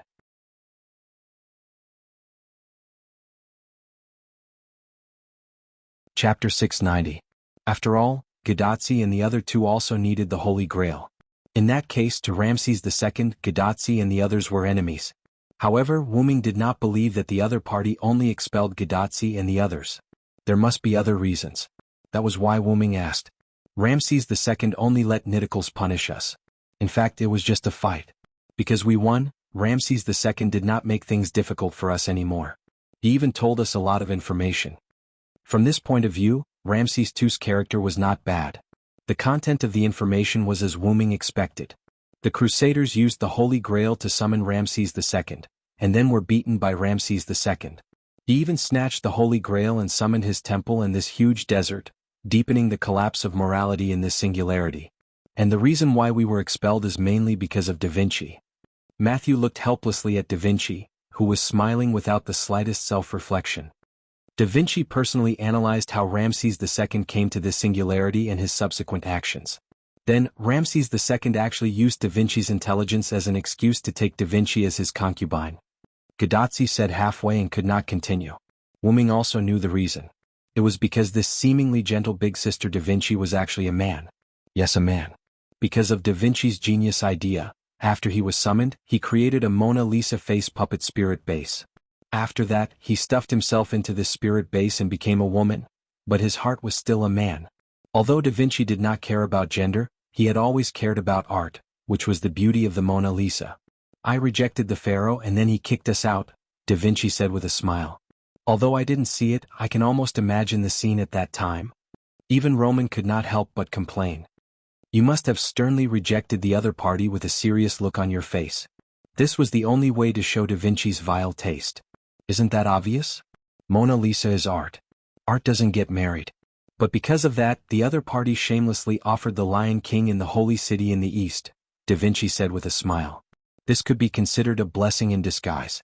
According to Ramses II, the Lion King is the main culprit behind the accelerated collapse of human nature, Gadotsi said. As expected, Lily's actions also accelerated the collapse of the singularity. Wu-Ming thought to himself after hearing Da Vinci's words. So, we decided to meet the Lion King first. Moreover, meeting the Lion King was not only because the other party was also one of the culprits, who caused the accelerated collapse of human reason, but also because of Matthew. I'm sorry, Senior. It's all my fault. Matthew apologized to Gadotsi. She had always had a special feeling about the Lion King in the East, so Matthew suggested that they go and take a look. However, this seemingly selfish behavior made Matthew feel deeply uneasy. It's okay, Matthew. After all, I also want to meet the Lion King. Gadotsi didn't think that Matthew was wrong, and Gadotsi also had the intention of going to the Holy City to take a look. Matthew, you want to go to the Holy City to see the Lion King because of Galahad, right? Wu Ming asked. Yes, Mr. Villo, because according to Mr. Ramses II and Miss Nittacles, I learned that the knights under the Lion King seem to be Knights of the Round Table, Matthew explained. The Lion King who can take in the Knights of the Round Table, is his real identity King Arthur? This made Matthew, who knew that the servant attached to him was Galahad, a little concerned. Your guess is right. The Lion King is King Arthur. I just came out of the Holy City and saw him. Wu Ming's words not only made Matthew sigh, but even Gadotsi, Da Vinci and even Roman, who had not spoken and only listened, also sighed. The reason why Roman didn't speak was that he didn't know much about the situation before Gadotsi and the others left the desert, so he chose to listen. However, the Lion King used the Holy Spear, his body was developed, and the Holy Spear eroded the deified King Arthur. This made Matthew stunned. In other words, the other party is also a deity. Really, why do we always meet deity-level servants? Roman, who finally spoke, let out a sigh. Do you know about the recent saint selection held in the Holy City?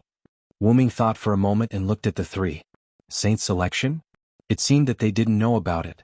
Wu Ming nodded, then told the three of them what he knew about the saint selection. Including the Lion King summoning almost all the Knights of the Round Table, making the knights choose to kill each other, and using the Holy Spear to store pure humans to preserve human specimens, and the Knights of the Round Table slaughtering humans who were not chosen. In short, Wu Ming told Gadotsi and the others all the information he could. This plan is too crazy. Isn't that abandoning almost all humans? Roman was the first to exclaim. The refugees just now were the saint selectors who were almost killed at the Holy City gate, and the knight who chased the refugees was Tristan. It really is Tristan. Until now, when Wu Ming said it himself, Gadotsi and the others were completely sure that the knight with the bow was Tristan. Just like what Sierra said, the other party is already a goddess, no longer a human. Da Vinci also let out a sigh. The reason why no one raised any doubts about King Arthur being a woman was because they already knew that King Arthur was a woman when they were at the Winterwood City Singularity, so they didn't have any doubts. So, Tachika and Matthew, do you still want to go to the Holy City? Roman's solemn voice came from Gadotsi's wrist. Da Vinci and Wu Ming also looked at the two of them. Gadotsi and Matthew looked at each other, then nodded at the same time. Of course we have to go. Since King Arthur has changed, we have to defeat her. Gadotsi said with great emotion. Mr. Galahad entrusted his power to me, so I will also shoulder the responsibility of being King Arthur's subject. I must stop King Arthur. As the successor of the Round Table Galahad's power, Matthew also made a choice. She stood on the opposite side of the king. Wu Ming also believed that if Galahad came in person, he would definitely make the same choice as Matthew. Since that's the case, let me accompany you back there.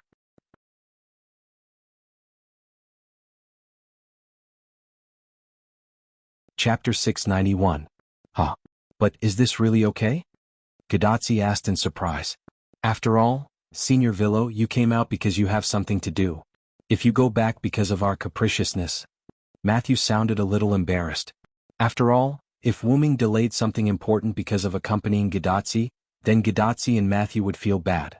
Then Wu Ming stretched out his two clenched hands and placed them in front of Gadotsi and Matthew's heads. Immediately after, the two of them were flicked on the head by Wu Ming's finger that suddenly stretched out. It hurts? Ugh. Gadotsi and Matthew covered their forehead and took 2 steps back. Although even Matthew felt the pain, the strength used by Wu Ming to flick Gadotsi and Matthew's forehead was different. After all, if he flicked Gadotsi's forehead with the same strength as he flicked Matthew's forehead, then Gadotsi's head would definitely be damaged. You two little idiots, what the hell are you thinking? My purpose is to find you. Why did Wu Ming come to this singularity? Wasn't it because he felt Gadotsi's summon? When I came to this singularity, I used the sword you gave to Mashu to summon her, but you didn't respond. Gadotsi protested. Mashu also subconsciously moved the seemingly ordinary knight's sword that had been fixed on her waist.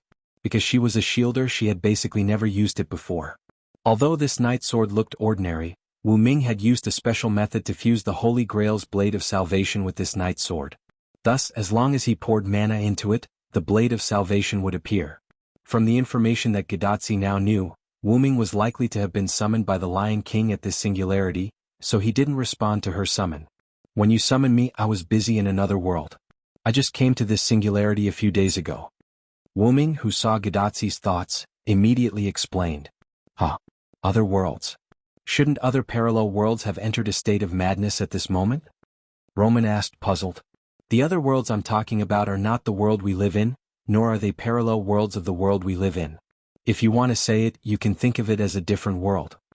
After all, whether it was the box court world or several other worlds, for the people of this world, they could be regarded as different worlds. Sighing, that's great, I also want to go to the different worlds to have a look. Gadatsi's eyes showed some intention. But before that, we need to repair our world first. Don't bite off more than you can chew, Da Vinci said, and copied Wu-Ming and flicked Gadatsi's forehead. Well, why did Da Vinci flick my forehead when he kissed you? Damn it. In an instant, Gadatsi showed a tearful expression. By the way, I thought that Senior Villo came out to stop Tristan's pursuit of the refugees. Indeed, I didn't come out for these refugees. After all, I didn't know that they were being hunted. I was going to the desert to find the Sun King to retrieve the Holy Grail, and I accidentally saw it, so I stopped Tristan. Wu-Ming responded to Matthew's words. After that, Wu-Ming suddenly remembered something. By the way, about the servant in black, you should have seen the identity of the other party. Wu-Ming was talking about Smoky Drunk Hassan. If Gadatsi and the other two had been watching, then they must have seen the figure of Smoky Drunk Hassan, and they must have seen the identity of the other party's servant. It's one of Hassan. Gadatsi nodded. Ah yes, we also met a Hassan before, 100 Faces Hassan. Matthew suddenly remembered. The reason why they knew so clearly was very simple. The other party has the ability to clone himself. Except for the legendary 100 Faces Hassan who has multiple identities and is proficient in various skills, I really can't think of anyone else. Da Vinci said. You're talking about the men in black who kidnapped Notorious, right? Wu-Ming looked at Gadatsi and the other two helplessly. Gadatsi nodded, and because the other party had multiple numbers, they killed the group of Sphinx that Gadatsi and the other two encountered. Then Wu-Ming's expression became serious. It's not worth advocating to make a move without figuring out the situation. It's likely to turn allies into enemies. Wu-Ming looked at Gadatsi and Matthew seriously. Wu-Ming's preaching made Gadatsi and Matthew scratch their heads awkwardly. They also realized the seriousness of the problem. After all, in this chaotic singularity, no one could be said to be a good person. Whether it was the desert, the holy city, or the northern mountains, everyone was trying their best to deal with others for their own sake. Therefore, Gadatsi and the others as outsiders, suddenly intervened and interrupted one party's plan, which undoubtedly made them enemies. It would be fine if the rescued party became the backer of Gadatsi and the others, but the problem was that Gadatsi and the others only saved the subordinates of Ramses II, and the Helios King also expelled them. This time they were in a dilemma. However, from the fact that the Helios King only drove Gadatsi and the others away instead of killing them, it could still be seen that the other party was being merciful. After all, whether it was the Pharaoh or the King of Gods, Pharaoh, who had defeated the Crusaders, it would be a piece of cake for him to get rid of Gadatsi and the other two. Simply chasing them out was already repaying them for saving his subordinates. But in any case, the result now was that Gadatsi and the others still did not find an ally in this singularity. It was a big failure. By the way, since Hassan can defeat the Sphinx group that gave you a headache, how did you repel him? Wu-Ming had a lot of doubts. After all, Gadatsi also said that dealing with a Sphinx before made them feel difficult. So how did Gadatsi and the others repel Hassan who defeated the Sphinx group? Actually, this is the case, Senior Villo. When the other party saw my shield, he thought I was a knight of the holy city, so Hassan retreated directly. And now Matthew understood that even if she said no, not many people would believe her. At least, that was what the patterns on her armor and the patterns on the shield in her hand told others. She was a member of the sacred city. The people of the holy city were King Arthur and the Knights of the Round Table. As the inheritor of Galahad's power, she was naturally regarded as a member of the holy city. However, those people didn't know that even the people of the holy city didn't know that they had such a subservient partner. After listening to Wu-Ming's information about the Lion King for a long time, Gadatsi and Matthew were unlikely to join the holy city, and Gadatsi and the others had also offended Ramses II and Hassan. Therefore, whether it was the Sun King's desert forces, the Lion King's holy city forces, or Hassan's unknown forces in the northern mountains, under the current circumstances, Gadotsi and the others had no way to win over or join them. Are we going to have to fight alone in this singularity? Gadotsi's face was filled with shock and helplessness. Immediately afterward, Roman, who had been silent, spoke. In fact, because the collapse of this singularity is more serious, Chaldea is unlikely to give you much support. Next, Wuming also nodded understandingly. So, unless there are other breakthroughs, you really can only fight alone, Tachika. Gadotsi made an ORZ pose. And just when Gadotsi and Matthew showed a discouraged look, Wuming gave them a chance to live. But if I'm here, then there will be no problem.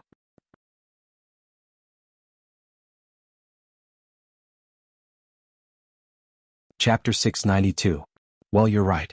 Assassin is super powerful. As long as Assassin is here, everything will be fine. Gadotsi nodded excitedly. After all, Wuming was someone who could fight against the Magic King without losing. How could he not defeat those gods and goddesses? However, Wuming shook his head. Unfortunately, I'm going to disappoint you. Hey. Gadotsi was shocked. She felt like she had been slapped in the face, and it was a very painful kind. Assassin, are you not going to help us this time? Gadotsi looked at Wuming pitifully, which made Wuming dumbfounded. Did Varen-sama join the Lion King's army? Mashu asked in surprise. Because he had joined the Lion King's army, he could no longer help them. Didn't this make sense? Then Wuming knocked Matthew on the head. I didn't mean that. Although I met the Lion King before, I didn't join her, Wuming said slowly as he looked at Matthew, who was acting cute, while covering his forehead. What I mean is, we can form a force. The scene fell into silence. Then, exclamations resounded through the sky. Huh? Wuming took down his hands that were covering his ears in advance and looked calm. Are you surprised? Wuming looked at Gadotsi and Matthew, who had the most intense reaction, puzzled. Of course. Matthew sighed. After all, forming a force is a bit unrealistic for us. Gadotsi continued Matthew's words. Then Roman also spoke through Gadotsi's communicator. It's not that I don't agree, but let's not talk about the number of people we have. It will take a long time to build a force. This singularity is already in danger, and we can't guarantee when it will be finished. It was not that Roman was pessimistic, but that was the current situation at the moment. Gadotsi and the others had been delayed too much in the first 4 singularities. If they didn't have Wuming's help at the 5th singularity, Gadotsi and the others would probably die there, let alone the 6th singularity. If they continued to delay, unimaginable things would happen at this singularity. So I don't advocate building a force. Roman's words made Gadotsi and Matthew fall into deep thought. Gadotsi was thinking about Roman and Wuming's words, while Matthew was thinking about whether it would be bad to delay time because of his own stubbornness. After all, now that they had found the most powerful combat force, they could return to the desert temple, seize the Holy Grail, and end this singularity. At this time, Da Vinci, who had been silent all this time, spoke. Although Roman's words make sense, I think Sira's words can also be considered. Gadotsi and Matthew looked at Da Vinci. If we have our own force, it will be more convenient to do things, isn't it, Roman? But, Roman wanted to refute, but Da Vinci interrupted him. If we don't go to the Holy City, it will inevitably become a knot in Matthew's heart. I think you don't want to see Matthew lose something in his heart, Roman? Roman was silent. Gadotsi and Wuming might not know, but as an old employee of Chaldea, Da Vinci was very clear. Matthew could be said to be Roman's daughter, in another way, because Matthew grew up with Matthew's attending physician Roman. So, okay. Roman sighed and compromised. But we are completely understaffed. We can't just rely on the 4 of you to form a force. Roman's tone was full of melancholy. Regarding this problem, I think Sira should have a countermeasure. Da Vinci looked at Wuming with a smile. Wuming nodded as a matter of course. Since I made this suggestion, I naturally have a way. Then Wuming looked at Da Vinci and emphasized. For this body, call me Villo.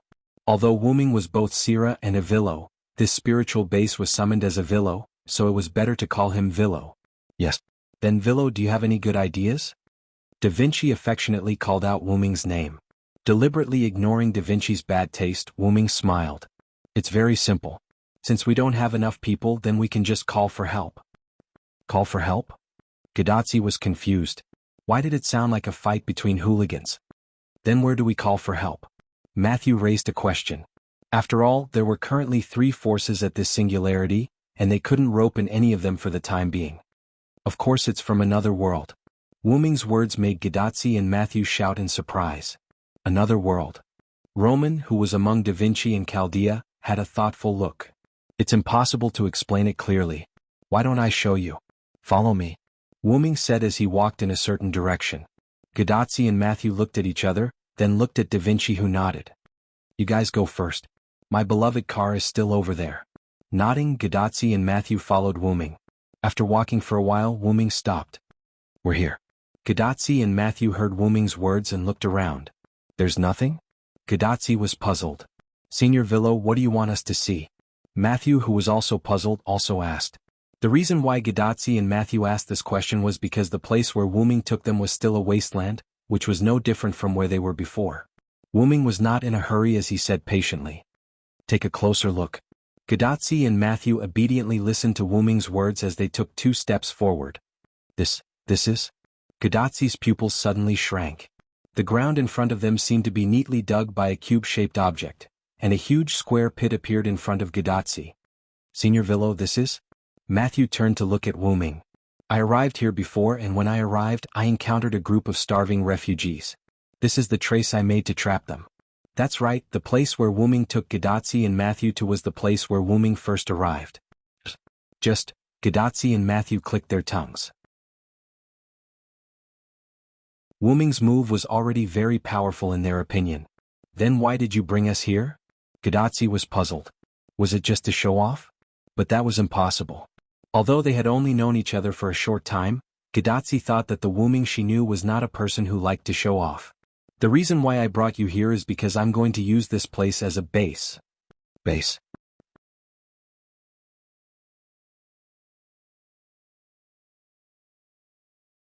Chapter 693. Yes, it's a base. After all, if you want to establish your own force, how can you do it without a base? Ramses II had the Great Shrine, Artoria also had the new Holy City, and even the Hassans in the north had intricate mountains as cover. Therefore, establishing a base was a very important thing for a force. Although I don't think we'll be able to use it. Wu-Ming muttered. Sasson, what did you say? I didn't hear you clearly? Gadazzi heard Wu-Ming's muttering and asked curiously. Okay, by the way, where did Da Vinci go? Wu-Ming quickly changed the topic.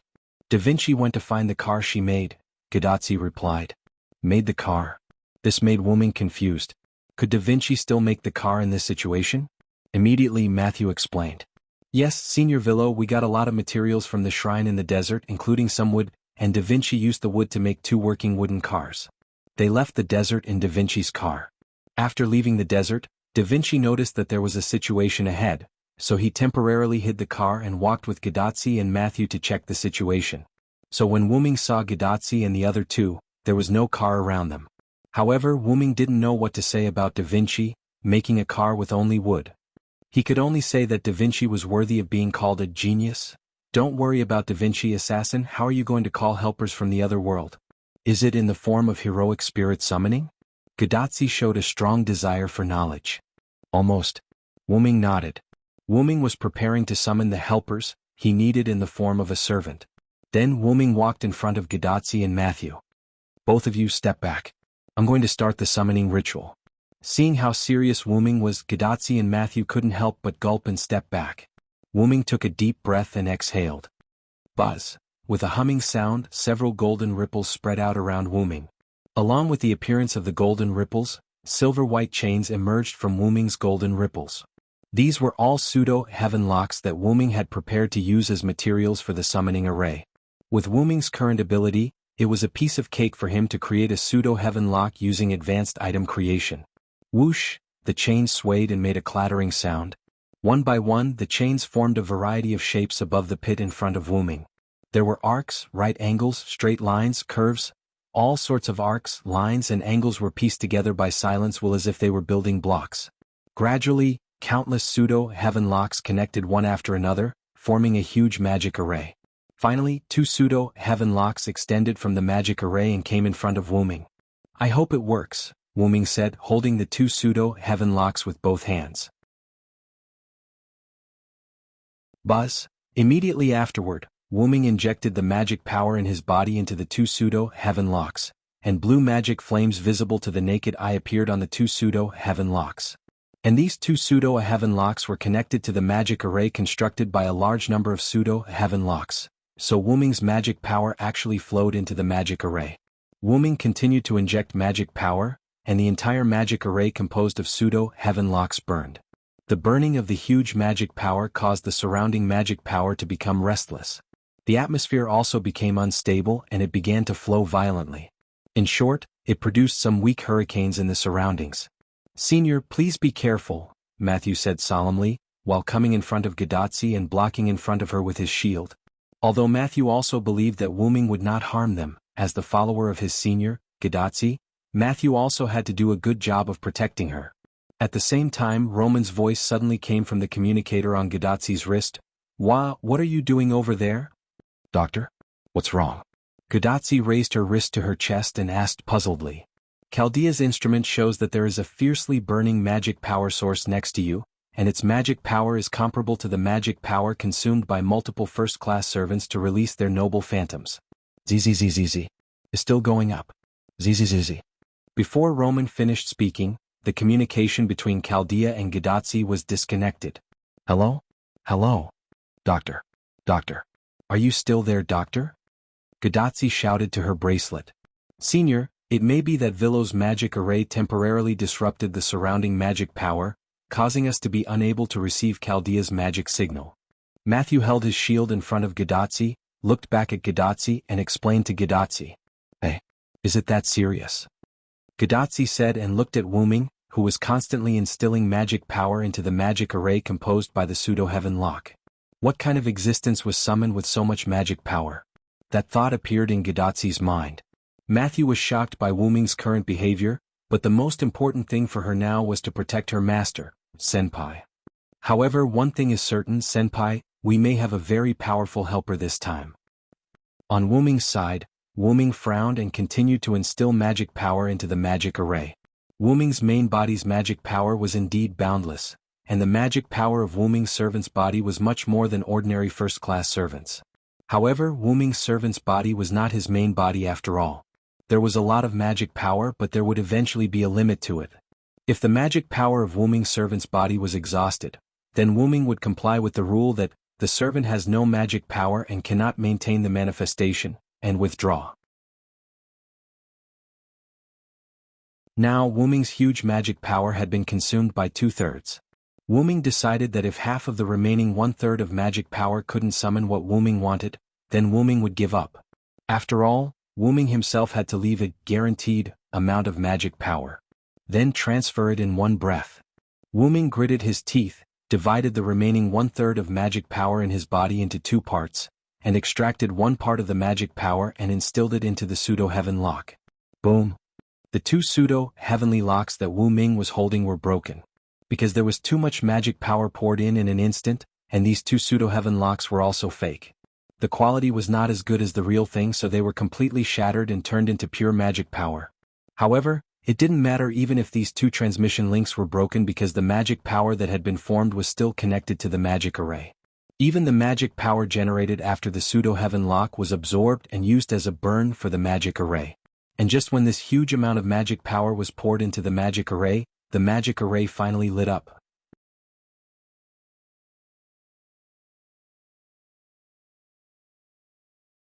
Chapter 694. The light of the magic circle was like the sun, and Gadotsi couldn't help but close her eyes, cover her eyes with her hands and curl up behind Matthew. Although Matthew, as a servant, was much better than Gadotsi, she couldn't help but shrink behind her shield, not daring to see what was happening in front of her. However, whether it was Gadotsi or Matthew, both of them had the same thought in their hearts, that was, Wu Ming succeeded. Gradually, the light of the magic circle gradually dissipated, and the pseudo-heavenly lock that constituted the magic circle also seemed to have lost its light and shattered all of a sudden. Gadotsi and Matthew, who heard the sound, couldn't help but poke their heads out from behind the shield, looking forward curiously. The 2 of them didn't return to their senses for a long time. In the sky directly in front of the magic circle composed of the pseudo-heavenly lock, there was a behemoth floating at this moment. The floating island was like a giant tree floating silently in the air. The blood-red roots that were filled with the smell of blood floated in the air like a turf. Instead of leaves, there was a dazzling blue-green crystal. However, this guy was not a tree but a fantasy species that could move freely and looked like a floating tree, Abenheim.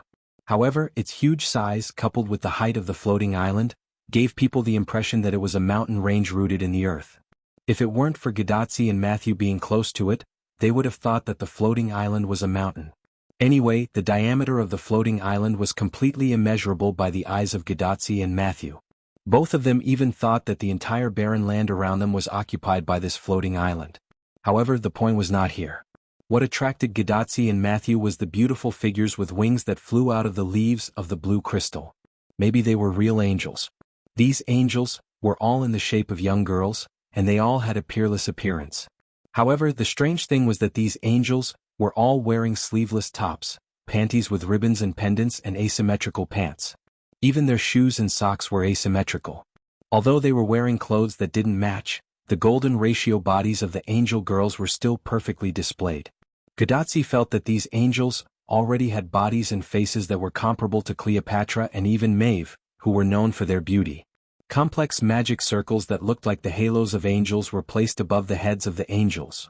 Perhaps the pair of white pigeon-like wings was the only thing the angels had in common.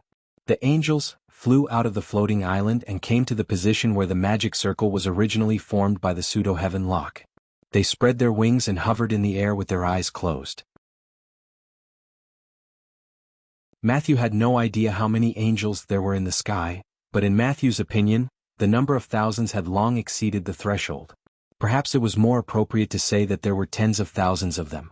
Among them, a beautiful green-haired girl who was closest to Wu Ming at the very front, who seemed to be the leader, slowly opened her eyes. Those eyes of hers, which looked like swords and shields crossing each other, made Gadotsi instantly see the contradictory feeling of death and protection. And as if it had caused a chain reaction, the moment the green-haired girl opened her eyes, all the angels behind her opened their eyes one after another. Countless eyes of swords and shields crossing each other were reflected in Gadotsi's eyes. This time, Gadotsi found another common point among the angels. All members of the Skywing race pay respects to the Lord. The green-haired girl opened her mouth and spread her wings as much as she could toward Wu Ming and lowered her head slightly. Once again, like a chain reaction, all the Skywings behind the green-haired girl said in unison, "Pay respects to the Lord." Countless pairs of wings spread out in the sky, and the countless wings were like a canopy that slightly covered the floating island behind them. The shattered pseudo-celestial shackles turned into motes of magical light that dotted the angels, adding a layer of mystery to the angels. Right after that, the floating island behind the angels seemed to come to life, the blue crystals all over it shaking like a window, reflecting the sun's rays. Wu Ming, who was not far in front of Gadotsi and Matthew, nodded in satisfaction. This gamble, which he had taken at the risk of exhausting his mana and losing his spirit base, had paid off. Silent Cry had successfully summoned Abenheim in his servant form, as well as all the Skywing species that numbered in the tens of thousands. However, it was reasonable to say that Wu Ming should not be able to use the dependence of one of the 12 avatars, which meant that Wu Ming should not be able to summon the Skywings. Although Wu Ming was currently in his servant form, it did not mean that he was completely a servant. Before becoming a servant, Vilo-Theranced, he was still a root dragon. Wu Ming had channeled part of the 12 avatars' abilities into the spirit base, but Wu Ming was afraid that he would attract Gaia's attention if he were too ostentatious. Gaia should also be in a heavily injured state at this moment, and Silent Wonder had confirmed that this singularity was not directly caused by the other party, but indirectly. In other words, the other party did not actually have control over this singularity. However, Wu Ming could not guarantee that the other party would not come after him directly. Wu Ming, who had yet to find his main body, did not dare to be so ostentatious. Therefore, Wu Ming channeled the weakened versions of the 12 avatars into the spirit base, but the price was that their power was greatly reduced, and each ability could only be used once. Wu Ming was able to summon the Skywing race and Abenheim from another world as his servant by using his one-use dependent to transform himself into a holy relic. As for why he summoned them in their servant form, it was because if they died in this world as servants, their main body in the other world would not die. Although the Skywings loved to fight and were not afraid of death, Silent Wonder did not want anything to happen to the children that Artesio had entrusted to him. Secondly, summoning them in their servant form was already the limit for Wu Ming. If he wanted to summon their main body in the other world, then Wu Ming would need some time to prepare. But what they lacked at the moment was time, so Wu Ming directly summoned the Sky Wings in their servant form. In fact, Wu Ming also wanted to summon Athena, Lancelot, and the others from the God-Slayer world, as well as the god of disobedience who had signed a contract with him, but it seemed that the ability that Wu Ming injected into the spirit base was a little too weak, and it could only summon people from one world at a time. What Wu Ming needed now was more people, so Wu Ming chose the Sky Wings, which had more people, instead of the god of disobedience, which only had a few people. In short, Gadotsi and the others were no longer short of people, and the nearly 10,000 Sky Wings were enough. Wu Ming turned his head and looked at the two people behind him. Gadotsi and Matthew were now in a state of shock. How is it? These people are enough, right? Wu Ming asked with a smile.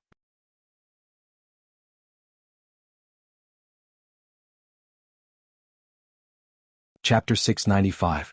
Gadotsi and Matthew were speechless. All they could do was nod their heads.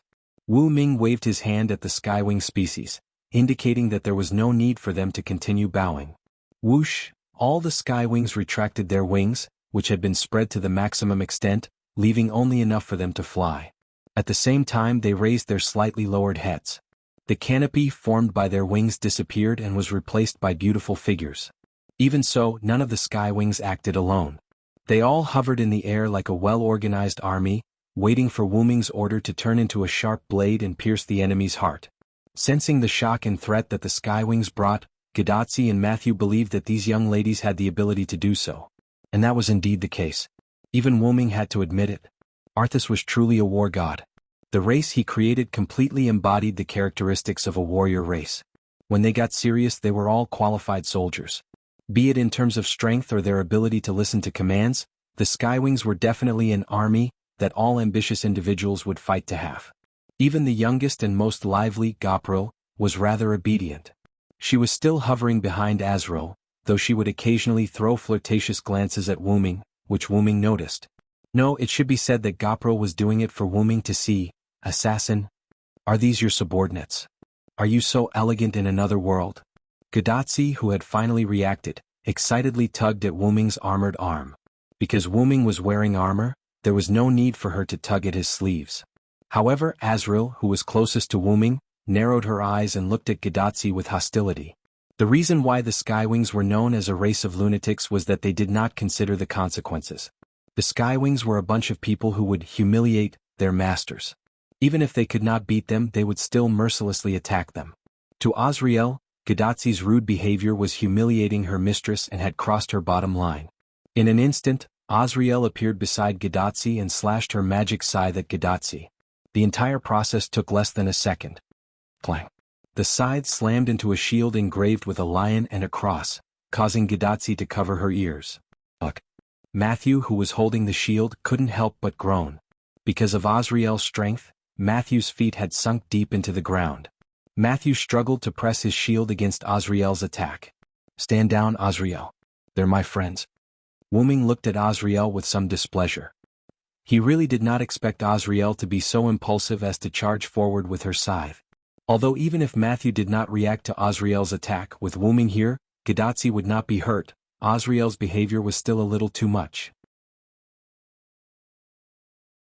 Moreover, to kill off an ally as soon as she appeared was a little too much. My apologies, my lord. Azrael immediately cancelled her magic scythe and floated to Wu Ming's side with an apologetic look. Even Azrael felt so guilty that she did not even have any quirky words. Are you alright, Tachika, Matthew? Wu Ming looked at Gadotsi and Matthew with concern. I'm fine. It's just that the impact just now was a little loud. Gadotsi helplessly pinched her ears. She felt that if the sound was a little louder she would go deaf. I'm fine too, Vilo-senpai. As a subservient and a shield-bearer, Matthew's physical fitness was still good. At least, Matthew was able to withstand the blow just now. After that, Matthew showed a look of disappointment. I just didn't expect that Vilo-senpai's subordinates in the other world were so powerful. Although Matthew was indeed a noob, she had grown a lot after going through 5 singularities. Now she could be regarded as a second-rate top servant. But she still felt that Azrael's attack was a little difficult. Matthew was sure that if Azrael attacked twice more, his shield would be gone. In other words, Azrael had at least the strength of a first-rate servant. However, he still couldn't protect his senpai well. Thinking of this, Matthew sighed in disappointment. It's just that Azrael is one of the strongest Skywing species. If it were other ordinary skywing species, it wouldn't be so exaggerated. Wu-Ming comforted Matthew. Yes, Azrael was able to knock Ma Xu's shield out of her hands in 3 attacks, while the other skywings would only need 5, 6, or even 7 or 8 attacks to knock Ma Xu's shield out of her hands. Indeed, it wasn't that exaggerated. Then Wu-Ming looked at Azrael. He was ready to punish her. What's the matter, Azrael? You shouldn't be an impulsive person, right? Wu-Ming looked at Azrael, puzzled. Although he said that he was going to punish her, Wu-Ming was not a bad person, so he was just asking. As the first prototype of the skywing species, Azrael was originally the leader of the skywing species when Arthas was not around. Her personality was also not as irritable as the other skywing species, so how could she suddenly attack over such a small matter? It was not just Wu-Ming who understood this. Azrael naturally understood this as well, which was why she felt guilty about her actions. As the commander of the skywing species, not being able to control her emotions well was a failure. Azrael understood this very well. However, the skywing species were a warlike, easily irritable and easily excited race, so Azrael's impulsiveness was nothing. Whether it was Arthas, Wu-Ming, or even Azrael herself, no one had stipulated that Azrael should go against her nature. After all, it would be too much to force someone to go against their nature. However, as the commander of the skywing species, Azrael really should not have been so impulsive. After all, Azrael was a senior who had lived for more than 10,000 years. How could she be so impulsive like a young brat? Moreover, any skywing species could tell that Gidatsi and Wu-Ming had a good relationship, yet Azrael still attacked when Gidatsi was recklessly tugging at Wu-Ming. Master, I don't know what's going on either. I feel like I'm very impulsive now, but it seems that at the cost of this, my various ability values have increased quite a bit. Meow. Azrael, who had just attacked, was very sure that her strength, speed, and even magic capacity had increased quite a bit. Wu-Ming was taken aback and he had some guesses in his mind. Then Wu-Ming looked at Azrael attentively, trying to see something. In the end, he really did see something. So, that's how it is.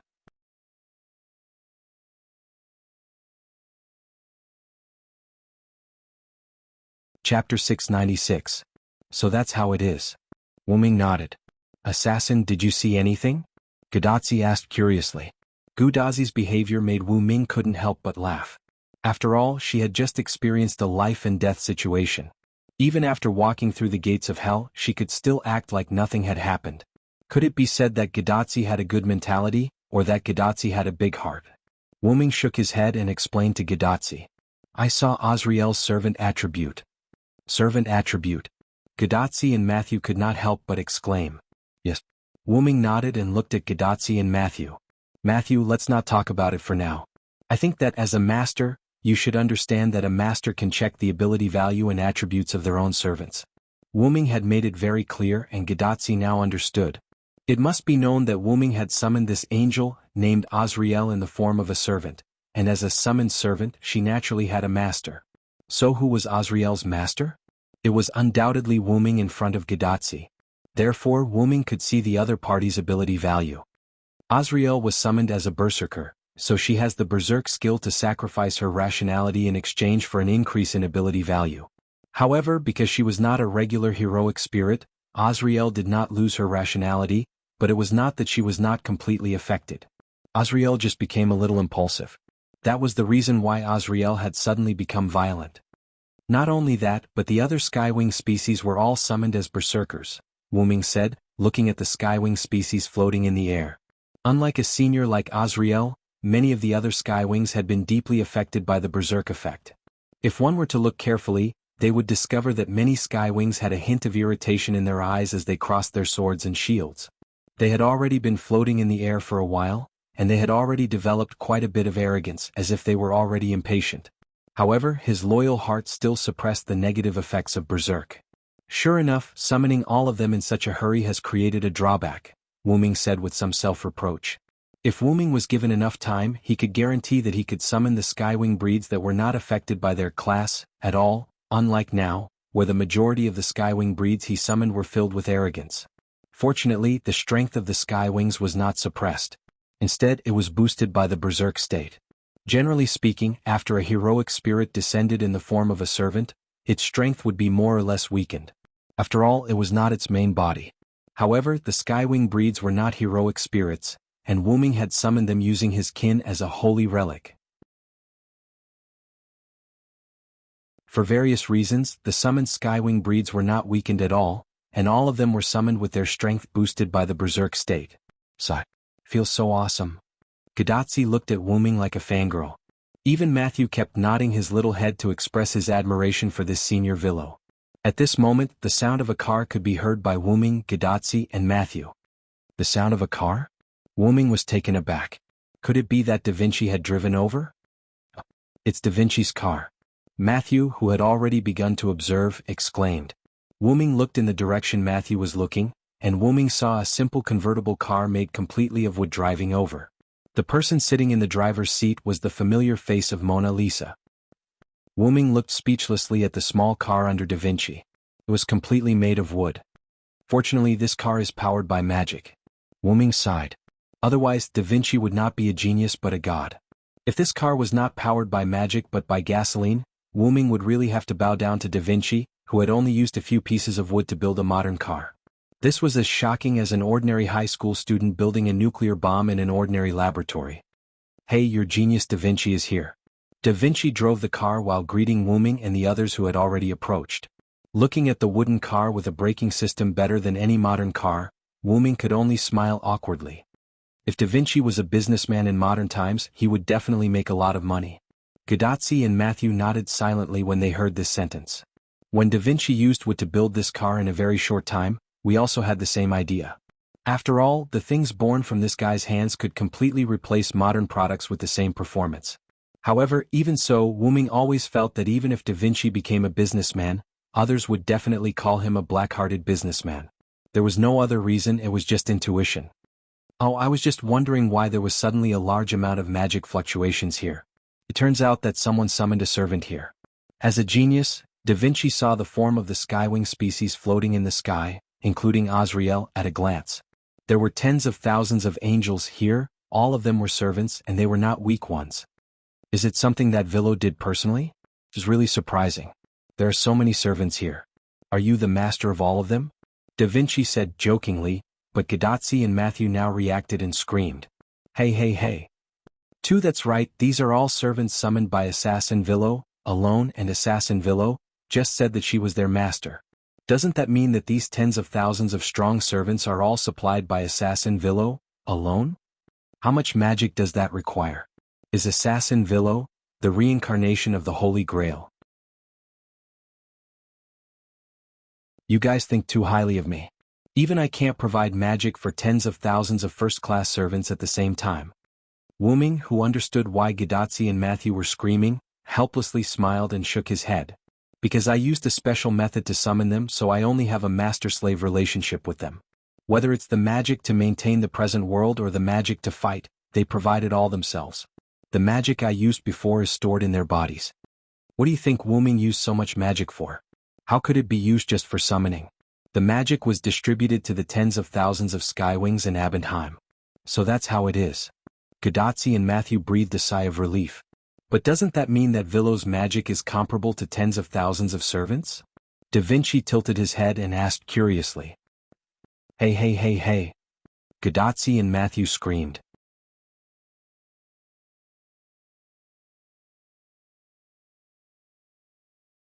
Chapter 697. A few minutes later, Gadatsi and Matthew calmed down. Yes, what else could they do but calm down? Hugging Wu Ming's thigh and shouting, "Big boss, please take me along?" In short, whether it was Gadatsi, Matthew, or Da Vinci, after experiencing this incident, they clearly realized the horror of Wu Ming's EX-level magic attribute. No wonder Assassin made a holy grail for him. This was from Gadatsi. Although the holy grail that Wu Ming created back then was only used to provide mana. That was already very shocking, alright? In addition to the shock of Wu Ming's magic attribute, Gadatsi also reconnected with Chaldea. Gadatsi and Matthew told Roman the reason for the disconnection and the reason why nearly 10,000 servants appeared. Then, a scream comparable to Gadatsi and Matthew came from Gadatsi's bracelet communicator. What? Gudazi disdainfully stretched her arm as far away as possible. If she could, she really wanted to throw away the communicator that was used to contact Roman because Dr. Roman was really too noisy. In the past few months, Roman's mood has been fluctuating a lot. He always likes to shout. As a doctor, Roman knew that it was not good for his health. But he couldn't help it. Since he met Wuming, his heart was often stimulated. How is this possible? Villo is now in the servant state. Let's not talk about the limitations of summoning servants from another world. Just to maintain the existence of nearly 10,000 servants, even Crown Caster can't provide the magic needed in an instant. Roman, who was in Chaldea, looked at the number of servants displayed on the big screen. He was completely crazy. At this moment, there was only one thought in his mind. This was way too freakish. Doctor, how do you know that Solomon can't come up with so much magic? Gadazzi expressed doubts about Roman's words. Although they only met once in the fifth singularity, how did the doctor know that Solomon's magic was not comparable to Wuming's? Clang! The sound of someone falling from the chair came from Gadazzi's bracelet communicator. Da Vinci, who had already imagined Roman's embarrassing appearance, covered his mouth and laughed. That's what I told Roman when I went to Chaldea. Wuming instantly mediated for Roman. No. That's right, when Wuming came to Chaldea, he told me that Solomon's magic is not as good as mine. In the control room of Chaldea, Roman helplessly got up from the ground and sat again. By the way, now that we have the manpower, what are you going to do next? Patting his face, Roman forced himself to be alert. On Gadazzi's side, after hearing Roman's words, everyone looked at Wuming. After meeting Wuming, Gadazzi and Matthew had already regarded Wuming as their backbone. As for Da Vinci, she just thought it was fun and went along with Gadazzi and Matthew. I originally wanted to summon Azrael and the others and build a base here. Wuming glanced at Azrael, who had returned to the sky wings, and then pointed to the huge pit beside him. But I've successfully summoned Abenheim. Since that's the case, there's no need to build a base. Because Wuming had never tried to summon an otherworld's dependent in the form of a full moon, he was not confident. Then Wuming took a gamble. Not only did he successfully summon the Skywing servant clones, but he also summoned Abenheim's servant clones. Because they were servant clones, Wuming did not need to worry about the Skywings and Abenheim's situation in their own world. This was because what their clones experienced in this singularity only happened in an instant to their main bodies. Assassin, do you mean Abenheim, the giant tree floating in the air? Gadazzi pointed at the giant tree with blue crystal-like leaves and red trunks, which had already risen quite a bit and were floating in the air. It's Abenheim, but it's not a tree. It's a real fantasy breed. Fantasy breed. Roman exclaimed from Gadazzi's wristband communicator. What's that? Gadazzi did not know. It's a general term for creatures recorded in myths and legacies all over the world. Their existence itself is mysterious. Even in the magic world, they are rarely discovered, Da Vinci explained. Senpai, fantasy breed is simply an extinct creature that no longer exists in our world. The evil dragon Fafnir we encountered in France can be classified as a fantasy breed. In order to make Gadazzi understand better, Mashu, who was in charge of supplementing, gave an example. In other words, fantasy breeds are actually very rare creatures. Gadazzi felt that she understood. Something like that. Abenheim is a little different from the fantasy breeds of this world, but it's not much different. So, there's no need to know too much about it. You just need to know that Abend is also a powerful servant, Wuming concluded. Wuming then continued. Abend was summoned as a rider, but Abend is actually an existence similar to a mount. Azrael and the others usually live on Abend's body. That's interesting. Gadazzi was intrigued by Wuming's words. You can visit it whenever you want, but we need to make a plan now. Wuming's words made Gadazzi nod quickly. Because Abend itself is a flying fortress and Azrael and the others are also a powerful combat race, the Skywing species. So, there's no problem with manpower and combat power. Skywing species. Matthew looked at the angels still floating in the sky, but he did not underestimate them. Azrael's previous attack was still fresh in Mashu's memory. I really couldn't tell that these cute girls are a combat race. Da Vinci smiled as he evaluated the Skywing species. I'll accept Da Vinci's praise for my Skywing species. Now I'll talk about my plan. Wuming became serious. Let's not worry about the mountain folk in the northern mountains for now. As a new force, the Lion King and the Sun King on the east and west will definitely be on guard, and I don't think they want to have another enemy for no reason. So, our new force will send an ambassador to negotiate with the Lion King and the Sun King. In this way, so we can see the Lion King legitimately?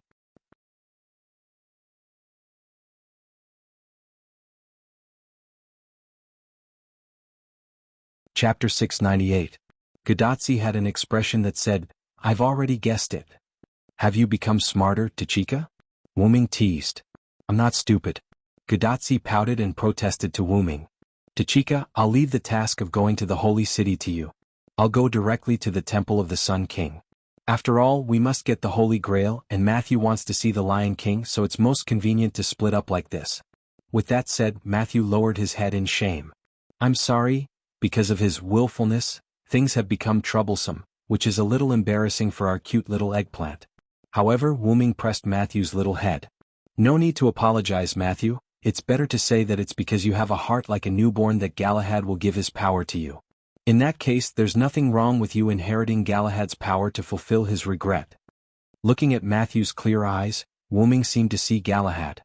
Although Wuming and Galahad didn't have much contact, Wuming and Galahad had a good relationship.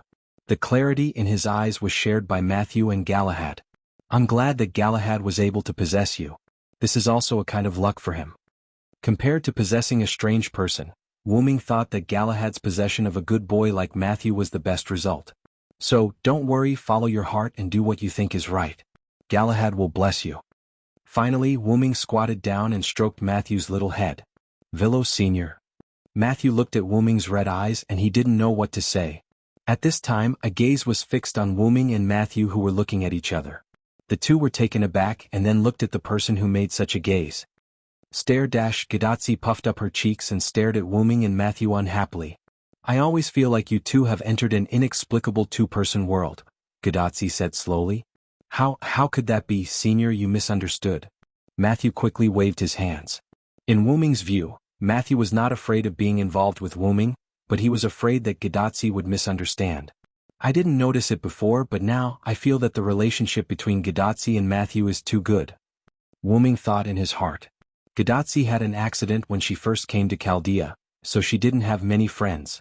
Although Matthew had worked in Chaldea for a few years, because of Matthew's special identity, Matthew didn't have many friends. "Will something happen?" Wuming said with a little worry. And just when Wuming was distracted, Gadotsi had already arrived in front of Wuming. Hey, why are you distracted?" Wuming, who came back to his senses, looked at Gadotsi, who was already in front of him, and scratched his head in embarrassment. Sorry, I just thought of something. Are you thinking about the Holy Grail?" When Wuming said this, Gadotsi thought of the Holy Grail. After all, Wuming would go to the desert to find the Sun King to get the Holy Grail. After all, Gadotsi wasn't an unreasonable little girl. As a master who had experienced 5 singularities, Gadotsi had become very stable, so she immediately restrained her little temper. "Well, I guess so." Wuming agreed. After all, he couldn't just say, "I'm thinking about whether there will be an accident between you and Matthew." Indeed, Ramses II isn't an easy person to deal with. If you don't think of a plan, even you won't be able to take him down easily. Seeing that Wuming was in a state of speechlessness, Da Vinci stood up and relieved the pressure on Wuming. "I'll be careful. What about you guys? When are you going to leave?" Da Vinci looked at Gadotsi. After all, Gadotsi was the master. "Well, my idea is to leave immediately. After all, I want to make Matthew feel at ease as soon as possible." As Gadotsi said this, she looked at Matthew. "Senior." This moved Matthew quite a bit. Wuming nodded and then said, "I think we should wait a little longer. After all, the Skywings have just arrived here and haven't made much of an impact yet. If the Lion King and the Sun King were to be wary of any random force, then they would be too degrading. Therefore, Wuming needed to let the Skywings create a certain reputation in this world, at least a reputation that the Lion King and the Sun King would be wary of before they could negotiate. After all, a weak country had no diplomacy. If they didn't show their strength, the Lion King and the Sun King might launch an attack in an attempt to destroy this new force. But Senior Villo, we don't have that much time." Matthew looked at Wuming in confusion. Wuming must know this, so why did he make such a suggestion? The reason was simple. Because, isn't the chance to become famous here? Wuming pointed to the sky. Gadotsi and Matthew looked at the sky curiously, but there was nothing. No, there seemed to be a bright spot. Tachika. Matthew. There's a violent magic reaction in the sky, and the target is predicted to be where you are. Roman's warning voice instantly sounded from Gadotsi's wristband communicator. Although it can't withstand the magic power of the servant Villo just summoned, the magic power that has appeared in the sky has reached an unprecedented level. If it lands, not to mention Abante, you will definitely die. Ah! Gadotsi and Matthew screamed. Doctor, is it that serious? Matthew asked uneasily. In Chaldea's control room, Roman was operating the instrument with a worried expression, trying to make his judgment wrong. However, no matter how he estimated, the magic power that had appeared in the sky definitely had the power to destroy mankind. What should we do, assassin Da Vinci's friend, or we should retreat quickly? Gadotsi was panicking. It's useless, the attack from the sky is predicted to land in 10 seconds. Roman's helpless voice came from the communicator. Doctor, shut up. Matthew complained to Roman while looking at the light that was getting bigger and bigger. There was no doubt that if the light that was comparable to a meteorite landed, even Matthew's noble phantasm might not be able to withstand it. Ah, Tachika and Matthew, don't be so anxious, can't you see that Villo's friend is not nervous at all? Gadotsi and Matthew could not help but look at Wuming. Sure enough, Wuming's expression said, it's finally here. Could it be? Gadotsi and Matthew had some guesses. Yes, it's to show off.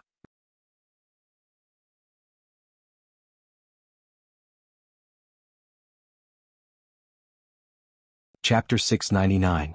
Wuming knew very well what the light in the sky was. It was an attack from Artoria's holy lance, Lungaminiad.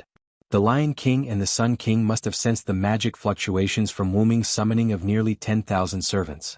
Even if the Lion King had fallen into a deep slumber after Wuming's departure, he must have been awakened by the powerful magic fluctuations.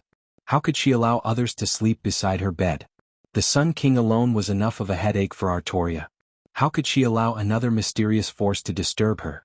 Thus, Artoria threw the power of the Holy Lance into the sky, allowing it to freely fall and hit the enemies in the distance. It was not an exaggeration to say that it was comparable to an intercontinental missile. This was how the craters in the surrounding wilderness were created. The Holy Lance's attack had different power depending on the amount of magic the user injected.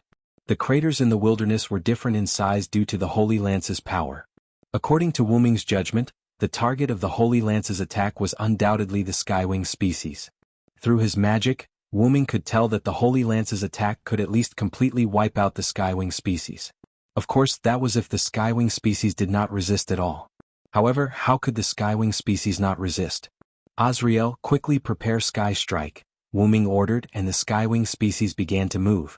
In truth, even without Wuming's order, the Skywing species were already restless. It was not that they were afraid of being killed by the Holy Lance's attack, but rather that they had been floating in the air without moving for a long time. What was the way to relieve the Skywing species' restlessness? Naturally, it was to release the pressure, such as using Sky Strike. All Skywing species prepare Sky Strike. After Wuming gave the order, Azrael began to issue orders to the Skywing species. The impatient Skywing species naturally got into formation very quickly. The Skywing species arranged themselves in a pyramid-like formation in the sky, with Azrael at the top of the pyramid. As weapons of war, the Skywing species had the ability to combine their strength. In other words, the Skywing species had the ability to combine their attacks and release them together. In their world, because Wuming was holding Arthas back, the Skywing species were unable to release the Divine Strike led by Arthas.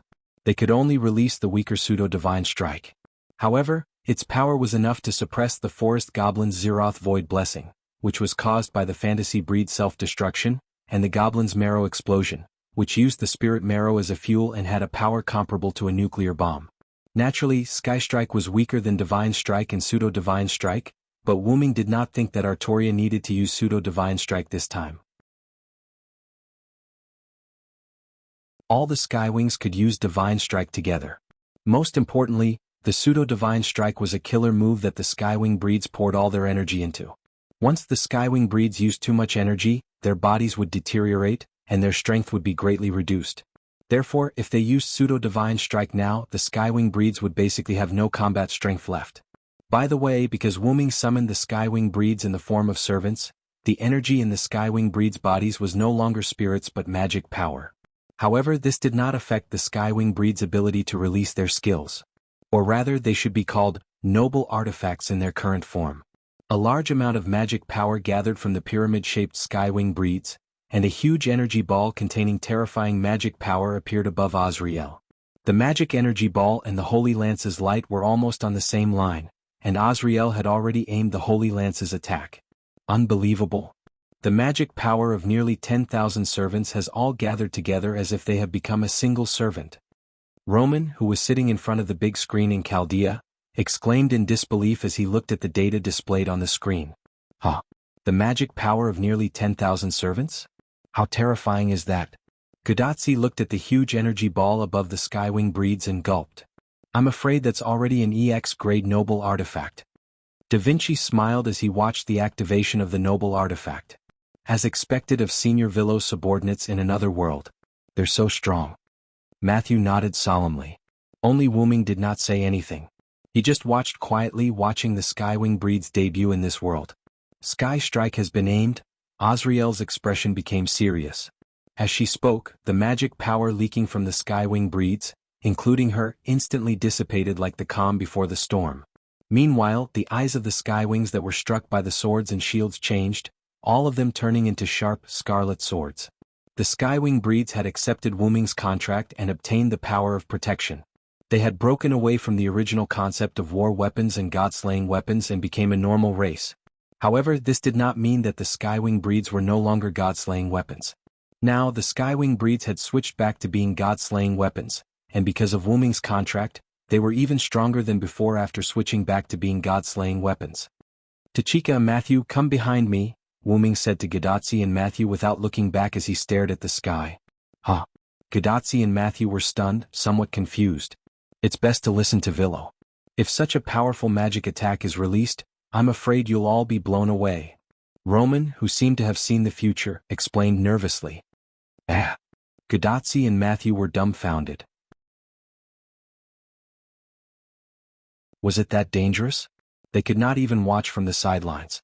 Okay, be obedient. Da Vinci personally dragged Gadotsi and Matthew behind Wuming. Watch carefully. Their sky strike is enough to penetrate the sky. Wuming looked at the sky strike, which had turned into a sharp cone because the target was an individual and not a group. It was aimed straight at the Holy Lance attack that had already arrived above the Skywing breeds. Sky strike. There were no fancy words, just heavenly strike. Immediately afterward, Azrael's words made the Skywing breeds shoot out the Skystrike energy body like a gun that had pulled the trigger. Boom! The Skystrike energy body's instantaneous eruption stirred up the surrounding atmosphere and mana, forming a shockwave that surged toward the Skywing lifeforms and below. The ground was directly lifted, and even the air in the central area below the Skywing breeds was temporarily squeezed out for a moment. Wuming spread out one hand, and a pure magic barrier protected him and Gadotsi, Matthew and Da Vinci behind him. At this moment, an extremely thick thunderbolt shot out from the west side of the desert.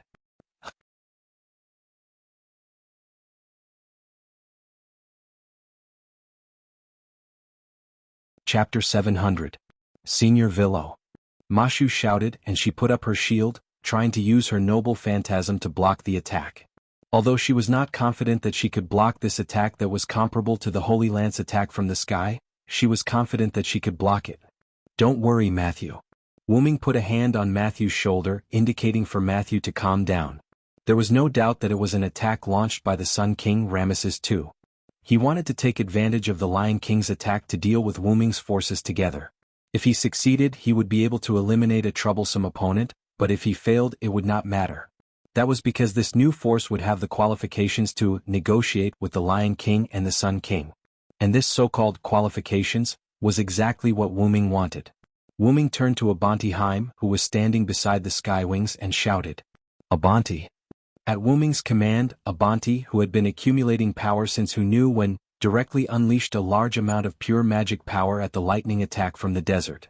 From the beginning, the crystal-like leaves on Abanti's body had gathered a large amount of magic power, but because everyone's attention was on the Skywings, they subconsciously ignored it.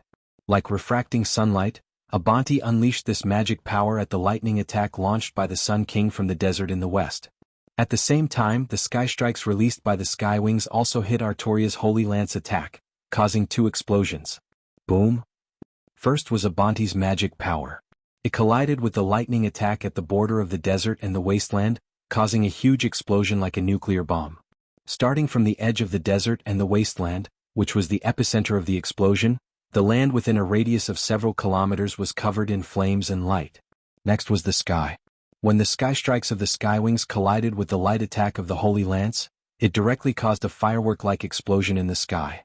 The fireworks, produced by the explosion, scattered from the sky, and before they could fall to the ground, they were already consumed by the air.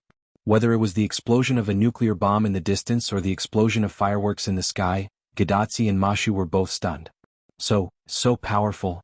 Gadotsi slowly opened his mouth and said, "So this is the opportunity that Villa was talking about. You've really grasped it well," Da Vinci, who was not affected by the two explosions, said with a smile. "Thank you for the compliment, madam." Wu-Ming smiled and nodded. Then Wu-Ming looked at Gadotsi and Matthew. "Now we have the right to negotiate. Get ready to set off, Tachika and Matthew." The two were stunned for a moment before their expressions became firm. Then Gadotsi and Matthew nodded at Wu-Ming at the same time. Yes. Gadotsi and the other two left. No, it should be said that Gadotsi, Matthew, and Da Vinci left with a small beast. Gadotsi and Matthew rode in the wooden cart driven by Da Vinci and headed east to the location of the holy city that Wu-Ming had told them. When Wu-Ming watched the three leave, he vaguely saw a small white beast come out of the supplies on the wooden cart and run into Matthew's arms. Wu-Ming didn't know if it was an illusion, but he seemed to see the little beast named Fufu glance at him. "That little guy seems to be avoiding me." Wu-Ming narrowed his eyes and looked at Da Vinci's self-made wooden cart that could no longer be seen. Whether it was in the burning Winterwood City in America or now in the Middle East, Fufu would not appear in front of Wu-Ming. In other words, it was trying to avoid appearing in front of Wu-Ming. Wu-Ming was 80% sure that Fufu was definitely not as simple as it looked. However, Wu-Ming was sure of one thing. The creature named Fufu was not malicious to Gadotsi and Matthew. On the contrary, Wu-Ming even felt that Fufu was very close to Gadotsi and Matthew. Sure enough, Tachika is a magical existence. Wu-Ming remembered what Zelik once said to him. "Let's go and find that person who is connected to many stars and can resolve this crisis." That was what Zelrich had said at the time. The crisis should be this time's burning of humanity, and the person who has connections with many stars, I'm afraid, it should be Tachika, Wu-Ming indifferently said. "If it's me, I should be considered one of these stars," Wu-Ming said as he looked into the distance. Master, what should we do next?" Suddenly, an extremely pleasant and excited voice entered Wu-Ming's ears. "Gopril?" Wu-Ming curiously turned his head. This was undoubtedly Gopril's voice. "Little Gopril, that was rude, meow," Azrael chased after her. Mom, what's the matter? It's rare for me to come to another world, so I have to have fun," Gopril excitedly somersaulted and impatiently said. Wu-Ming helplessly smiled. Among the Skywings, probably only Gopril would be so bold to chat with Wu-Ming. However, Wu-Ming rather liked this sort of boldness. Looking at the other Skywings still floating in the air, waiting for orders, Wu-Ming said. "Let the other Skywings rest first," Wu-Ming said. Even after becoming servants, the Skywings still retained the disadvantage of their race, which was that once they overused their elves, they would degenerate into a powerless infant state. And this disadvantage for the servants was that once their mana was exhausted, they would disappear and leave the stage. This was because Wu-Ming had used a special method to summon the Skywings. Wu-Ming did not need to provide mana for them to appear in the real world. The mana used to summon them was stored in the bodies of the Skywings, becoming the mana they needed to maintain the real world. Although this method was very convenient, the Skywings were unable to control the Holy City's mana. Thus, once the mana in their bodies was exhausted, they would immediately leave. The Sky Strike just now was unleashed by all the Skywings at the same time, and they did not use their full strength. There was no need for her to go all out for a mere show of strength, not to mention that doing so would cause her to leave the stage. Thus, Azrael did not have the Skywings invest much mana, only enough to offset the Holy Lance's attack. However, even if that was the case, the amount of magic power contributed by the Lion King was not a small amount. The attack launched by the Lion King with the Holy Spear was not a casual attack, but a powerful attack. After all, Artoria would not underestimate any potential enemy. As a result, the amount of mana that the Skywings expended when they released Sky Strike was already 1/10 of their total mana. Wu-Ming felt that it was best to let them rest for a while. "Yes, meow." Azrael released a burst of energy in the direction of the Skywings. When the Skywings floating in the air saw this, they immediately returned to Abenth. This was a command signal exclusive to the Skywings. "So, Master, what do we need to do next, meow?"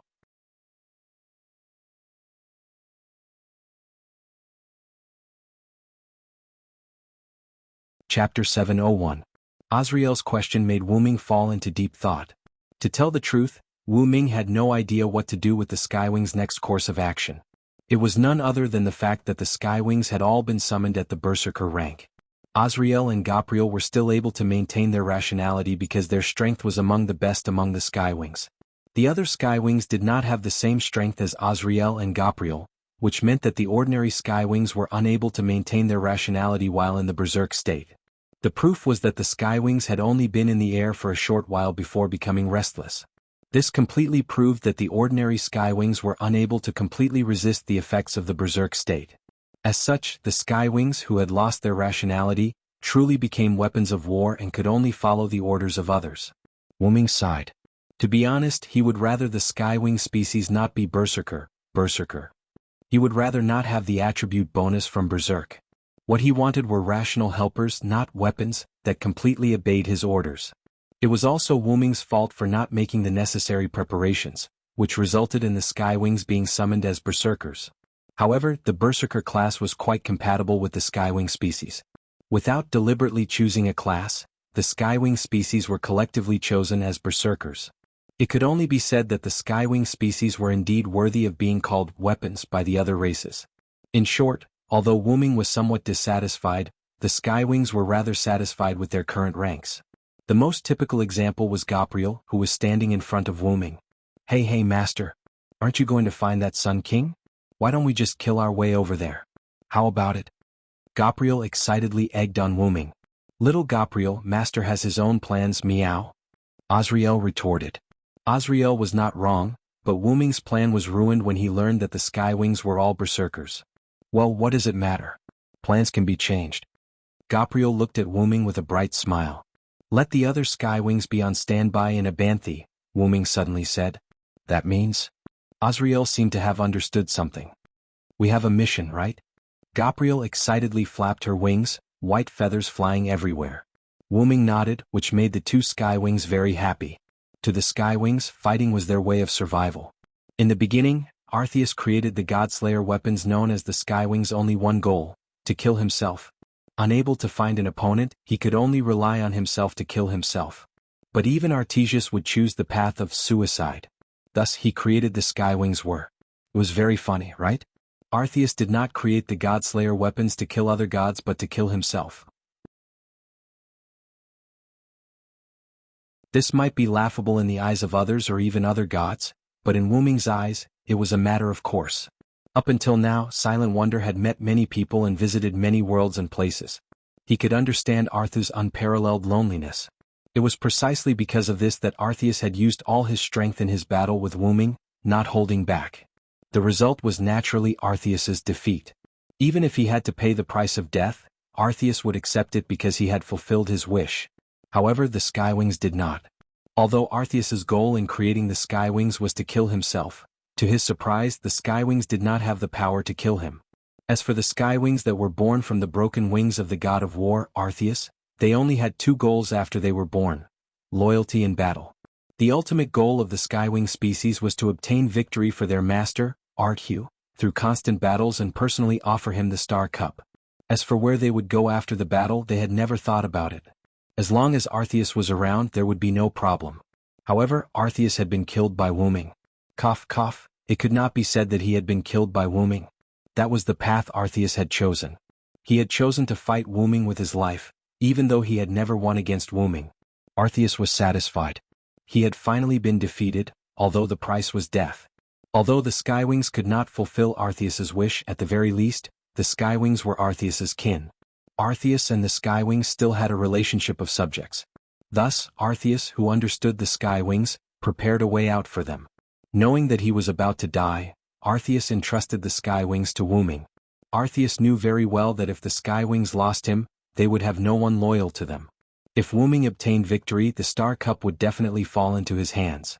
If the order of the world was reset, the Skywings would very likely lose their right to fight. This was because the new world would no longer be allowed to be destroyed by force. As such, the Skywings would lose their reason to live. Unlike Arceus, the Skywings would definitely choose to commit suicide after losing their reason to live. It was like a swarm of bees losing their queen or a swarm of ants losing their queen. Those who had been willing to be subordinates for a long time and were used to following their superiors' orders would be at a loss and have nothing to do once they lost their superiors. This was the case for humans and animals. A simple Godslayer weapon would naturally be scrapped after losing its user. Thus, Arceus entrusted the Skywings to Wuming, an enemy that Arceus liked. After that, Arceus left in satisfaction, and the Skywings gained a new lease of life because of Arceus' final order.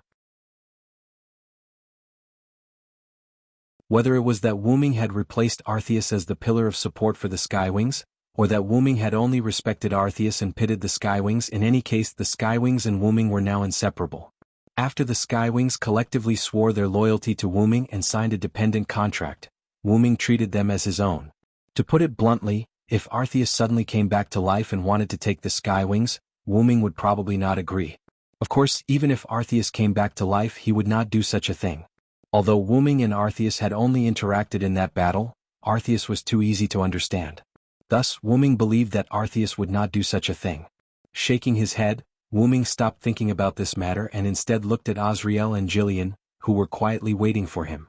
Azriel, go and support Tachika and the others. Wuming began to give orders.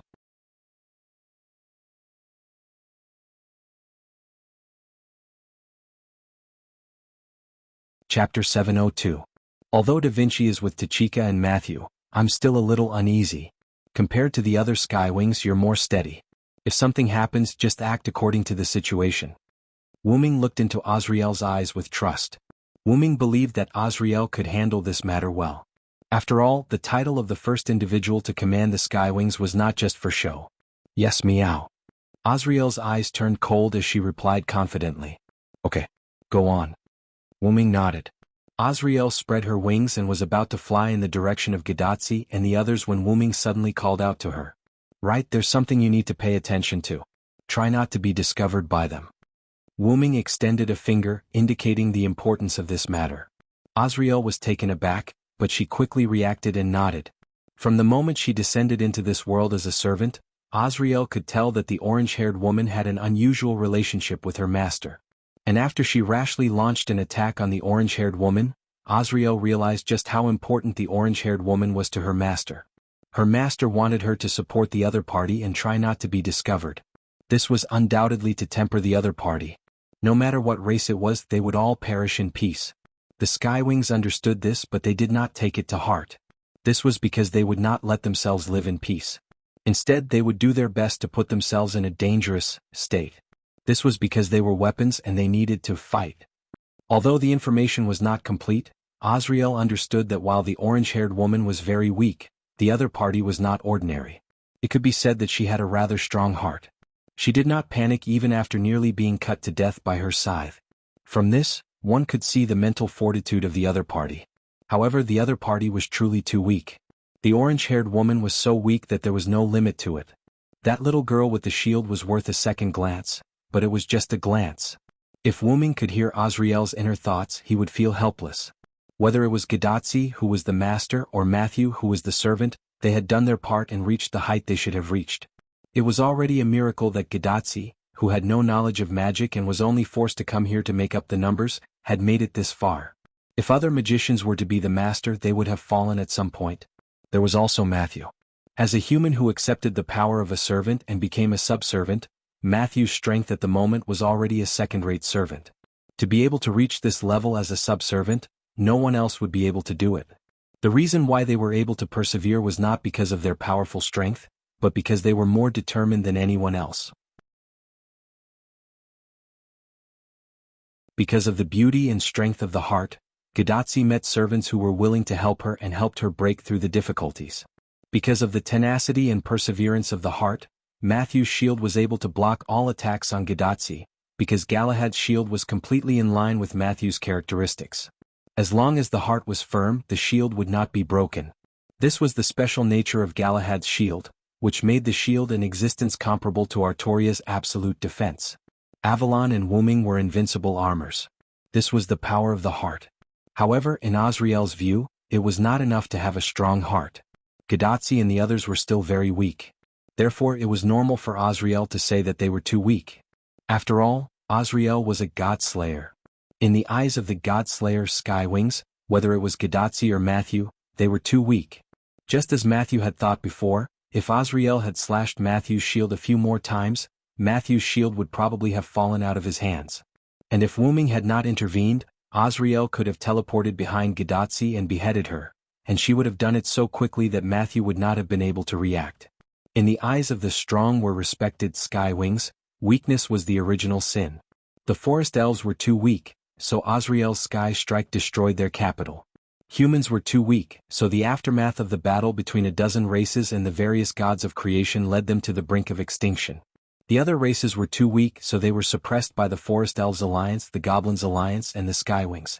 Meanwhile, Arthu was too weak, so he had indirectly died at the hands of Wu Ming, and the Skywings had been entrusted to Wu Ming.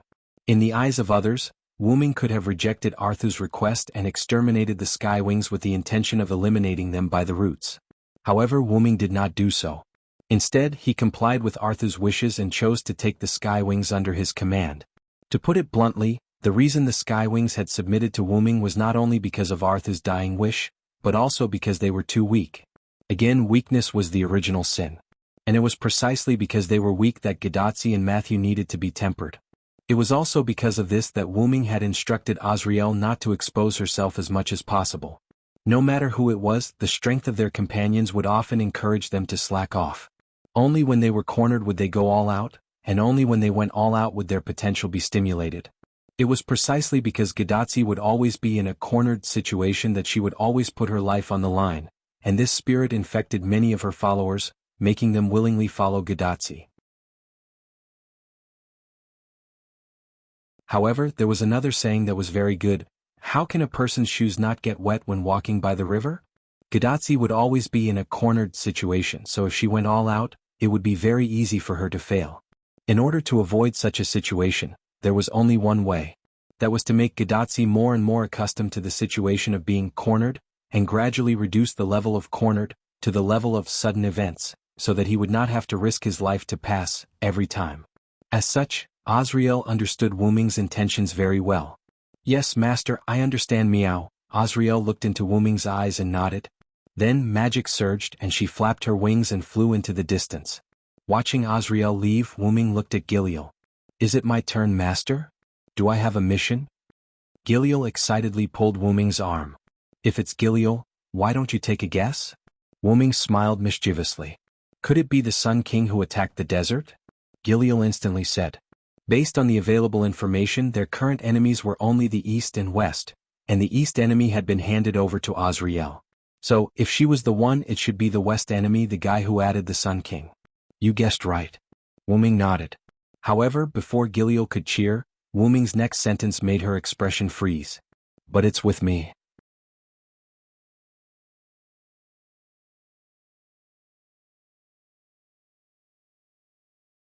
Chapter 703. In the sky at the center of the wasteland, Abendheim quietly floated high up in the sky, basking in the sunlight. The crystalline leaves on Abendheim's body glowed a dark blue under the sunlight, swaying as if it was breathing, giving off the impression that it was asleep. However, while Abendheim was not sleeping, the Skywings in its body were asleep.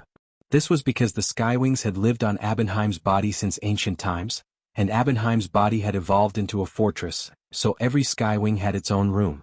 However, Abendheim did not have any doors or windows. All it had were the branches of a giant tree and the crystalline bodies that resembled leaves. The Skywings had special properties that allowed them to freely travel through space, so they did not need doors or windows. This was why Abendheim did not have any doors or windows on its body. Inside Abendheim's body, there were only rooms. Although there were corridors, they were relatively rare. After all, the Skywings could basically just pass through walls. In the bedroom-like rooms of the Skywings were floating in the air, wrapped in their own wings as they slept. Wu Ming was afraid that the Skywings would go berserk and run amok after he, Azrael, and Gopro left, so he had ordered them to enter this sleep-like standby state. There was a reason why the Skywing species was called a weapon. This standby state was a low-energy state that the Skywing species could achieve. Every time they were seriously injured, they would maintain this state when they used a special regenerative device to repair their bodies. Although there were some who did not like to enter this standby state, such as Gopro, there was no doubt that this standby state had a faster effect on their recovery, which was why they maintained this state. Sometimes, when the Skywings lost their energy and became children, they could use the regenerative device to speed up their recovery. This was because if they did not use the regenerative device, they would have to wait several hundred years to recover. When the Skywings used the regenerative device, they would have their companions around them to protect them. After all, the regenerative device required the Skywings to activate it. However, there were no records of the Skywings collectively repairing themselves, nor were there any records of the Skywings collectively entering a standby state. If the enemy took this opportunity to attack, they would be done for. However, there was still Abendheim. After Wuming had the Skywings collectively enter a hibernation state, he had Abendheim enter the highest state of alert. As long as there was any movement in Abendheim's surroundings or inside, Abendheim would instantly awaken all the Skywings and enter attack mode. Abendheim was not to be underestimated. As a phantasma, which was ranked second among the 16 Exceed races, Abendheim didn't just have an advantage in terms of the amount of sprites in his body. He was an existence that could mutate and evolve into a demon king that was close to the level of a god. How could he be weak?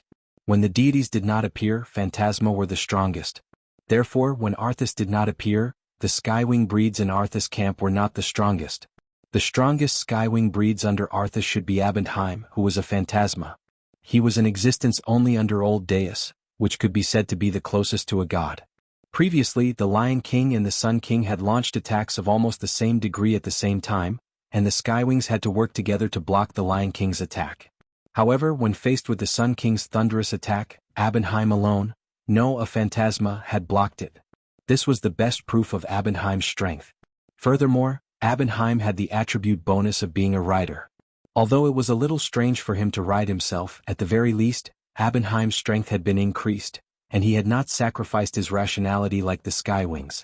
Whether it was a frontal attack or a sneak attack, Wuming believed that Abendheim would be able to discover and stop the enemy, protecting the Skywings. Wuming reckoned that in this era, at this singularity, only the mysterious first Hassan could infiltrate Abendheim. Although this was an era where multiple Hassans existed, based on the information Wuming had gathered, the first Hassan should not appear. First, the first Hassan had never appeared in historical records, and no one had ever claimed to have seen him. Be it the records of the summoner or the historical records of this person, they were all very mysterious. It was said that the first Hassan would behead the previous Hassan when they went astray, following the sound of the evening bell, and then enter the mystery again. This meant that it was very likely that the other party would not appear, and even if he did appear, he would be looking for Hassan and not Abendheim or the Skywings. Apart from the first Hassan, Wuming did not think that there was anyone in this era and singularity who could affect Abendheim and the Skywings. Thus, with Abendheim around, Wuming was very assured. After instructing Abendheim to protect the Skywings, Wuming set off with Gopril. Because both of them could fly, Wuming and Gopril flew toward the desert. Wuming lowered his head and looked at the border between the desert and the wasteland. There was a huge crater that was not inferior to the crater created by the Holy Spear. This was the mark left behind by the collision between the Sun King and Abendheim, and it happened to be on the border between the desert and the wasteland. However, this was not the main point. Wuming was thinking about how Ramses II had unleashed that attack.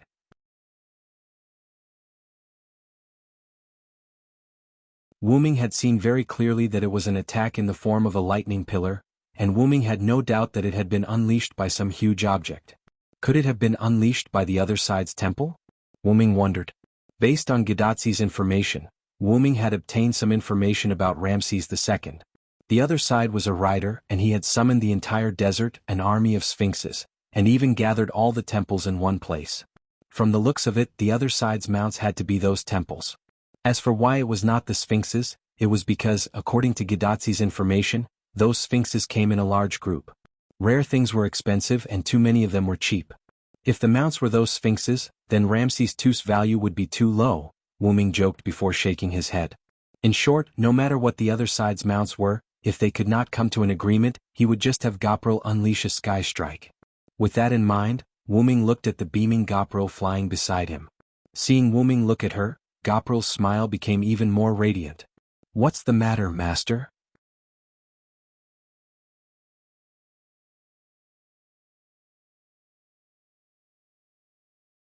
Chapter 704. Are you okay, Gopril? Wuming smiled awkwardly. Wuming felt that his joke just now had made Gopril unhappy. Gopril originally thought that she could go alone, but in the end she had to go with Wuming. How unpleasant was that? It was like a parent agreeing to let you go out and play with your friends, but in the end when you were playing with your friends, the parent was sitting next to you. How restrained was that? Wuming felt that Gopril was now a child, who was throwing a tantrum, and he was the parent, who made her throw a tantrum. I'm completely fine, master. Gopril's smile became even brighter. If you're fine, then you're fine. Wuming nodded calmly and stopped asking. Wuming felt that if he continued to ask, something terrible might happen. Not only did women have a sixth sense, but so did Wuming. And Wuming believed in his intuition most of the time because his intuition was right every time. Right, master, let's go steal something this time. Do you want me to use Sky Strike directly? Gopril suggested kindly. Overruled. Wuming rejected Gopril's suggestion without even thinking about it. What? Is master not going to let me do it? Gopril guessed with a very puzzled expression. How could that be? Wuming shook his head, expressing that he would not think that way. I hope you don't have to do it, but that's too unrealistic. Wuming thought in his heart. In fact, rather than Wuming bringing Gopril to find Ramses II, it was more accurate to say that Wuming is worried that an accident will happen if he leaves Gopril alone. If Gopril were to be on standby or follow Azrael to the holy city, Wuming felt that Gopril would definitely do something. After all, she was now a berserker. Even Azrael, who was the original individual, was affected by berserk. Wuming did not think that Gopril was not affected by berserk. Although Gopril did not seem to have changed at all, this was just the calm before the storm. Wuming believed that if Gopril no longer suppressed herself and completely released herself, she would definitely become a true berserker. Although it was not to the extent of harming her allies, the Skywings and Wuming, Gadatsi and Anne and the others would not be spared. Moreover, if Gopril were to get angry, she would probably kill her allies just the same. That was why Wuming had chosen to have Gopril follow him and not act alone or with others. According to the information from Tachika and the others, Ramses II probably won't be able to summon the Holy Grail so easily. When the time comes, I don't mind you using Sky Strike. Wuming's words made Gopril's eyes light up. Really, master? But take it easy when using Sky Strike. Don't use up all your mana, Wuming emphasized. Yes. I'll control it, master. Gopril gave Wuming an obedient smile. However, the more obedient Gopril was, the more uneasy Wuming felt. Gopril was the kind of person who could use up all her elves with a single Sky Strike. She would definitely not save them for a second Sky Strike. However, Gopril could not be said to be stupid, only reckless. No Skywing would directly use Sky Strike on the Forest Elves' capital just because they got a bump on their head from the defensive magic of the Forest Elves. That was the capital of the Forest Elves. Even she would have to check the situation before launching an attack. What if the enemy had some secret weapon? However, because of the bump on her head, Gopril had directly used Sky Strike at its maximum capacity. The important thing was that Gopril had succeeded. She had successfully destroyed the capital of the Forest Elves. A large number of precious books that recorded many spells had been plundered, and the Forest Elves had directly changed their capital. There was no doubt that there was a problem with this. If the Forest Elves were so weak that they were almost wiped out by a Skywing, then what qualifications did they have to be the best in this war? As for the reason, Wuming had learned from Azrael. At the time, the Forest Elves had just fought with the Goblins, and the Forest Elves had been stolen by the Goblins. The Forest Elves, who had activated all sorts of spells including the Forbidden Flight spell, were prepared to use this opportunity to correct themselves. In the end, it was the Forbidden Flight spell that had caused Gopril, who had been drawn over by the battle, to be hit. Afterward, Gopril touched the bump on her head with tears in her eyes and used Sky Strike on the Forest Elves' capital, which nearly exhausted all the elves in her body. The Forest Elves' most serious problem was that after they had repelled the Goblins, they had been ambushed by the Skywings.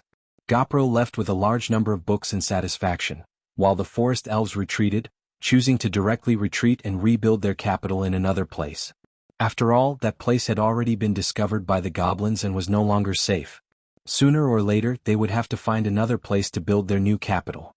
Moreover, that place had been baptized by the Skywing Sky Strike. Compared to building a new capital after rebuilding it, the Forest Elves chose to build their new capital in another place. Azrael already told me that after you brought the books you obtained from raiding the Forest Elves' capital back to Abanti, your body became smaller due to overexertion of your elves. Wuming bluntly exposed Gopril's past. That's because I was too angry, actually causing a bump on my noble head. How could I not teach those long-eared fellows a lesson? Gopral stroked her head as if it was a treasure. Gopral understood what Wu Ming was talking about. After all, even she had only succeeded in raiding a capital once. Furthermore, I had good control over my elves. Even I wouldn't expose my weak people to the enemy, Gopral said solemnly. That was because if they had encountered a slightly stronger enemy at that time, the only outcome would have been death. While it was true that the Skywings were weapons, they would not fearlessly throw their lives away. Thus, the Skywings would basically not let themselves exhaust their energy and turn into children, or rather they would do their best to avoid that, except for Gopral. Whether it was healing injuries or recovering energy, only Gopral would frequently use it. Even the Skywings would not directly use Skystrike. After all, it consumed too much energy. Only Gopral would frequently use Skystrike without restraint. It could only be said that she truly lived up to her name. Not only was her strength outstanding, even her personality was unrivaled. It was not as if this bold heart of hers did not bring benefits. Gopral had a superhuman record of challenging the dragon elves 5 times and finally successfully subduing them all by herself. Although Gopral had almost died. Besides, isn't Master still here? I believe that Master won't ignore me, his kin. Gopral had an expression of hugging the thigh of a big shot. This made Wu Ming helplessly smile. Arthas is no longer here, so I'm now your guardian. Whether it's you or the other Skywings, you'd better be careful. I don't want to see your numbers dwindle so soon after Arthas entrusted you to me. After Wu Ming said that, he gave Gopral a knock on the head. Ouch. Gopral's eyes were filled with tears. Wu Ming helplessly shook his head. Gopral was clearly faking it. He had not used much strength, but this could be considered giving Wu Ming face. Afterward, Wu Ming increased his speed and without turning his head, he said to Gopral, who was hugging her head with tears in her eyes, "Hurry up and follow me. If you're too slow, I won't give you the chance to use Skystrike." Sure enough, Jillian instantly smiled and spread her wings, catching up to him. Yes, yes, Master.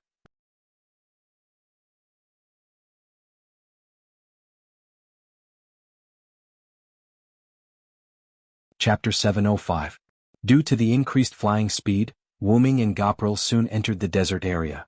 Perhaps the Sun King knew that Wu Ming was coming, but a sandstorm suddenly appeared in the desert where the weather was not bad.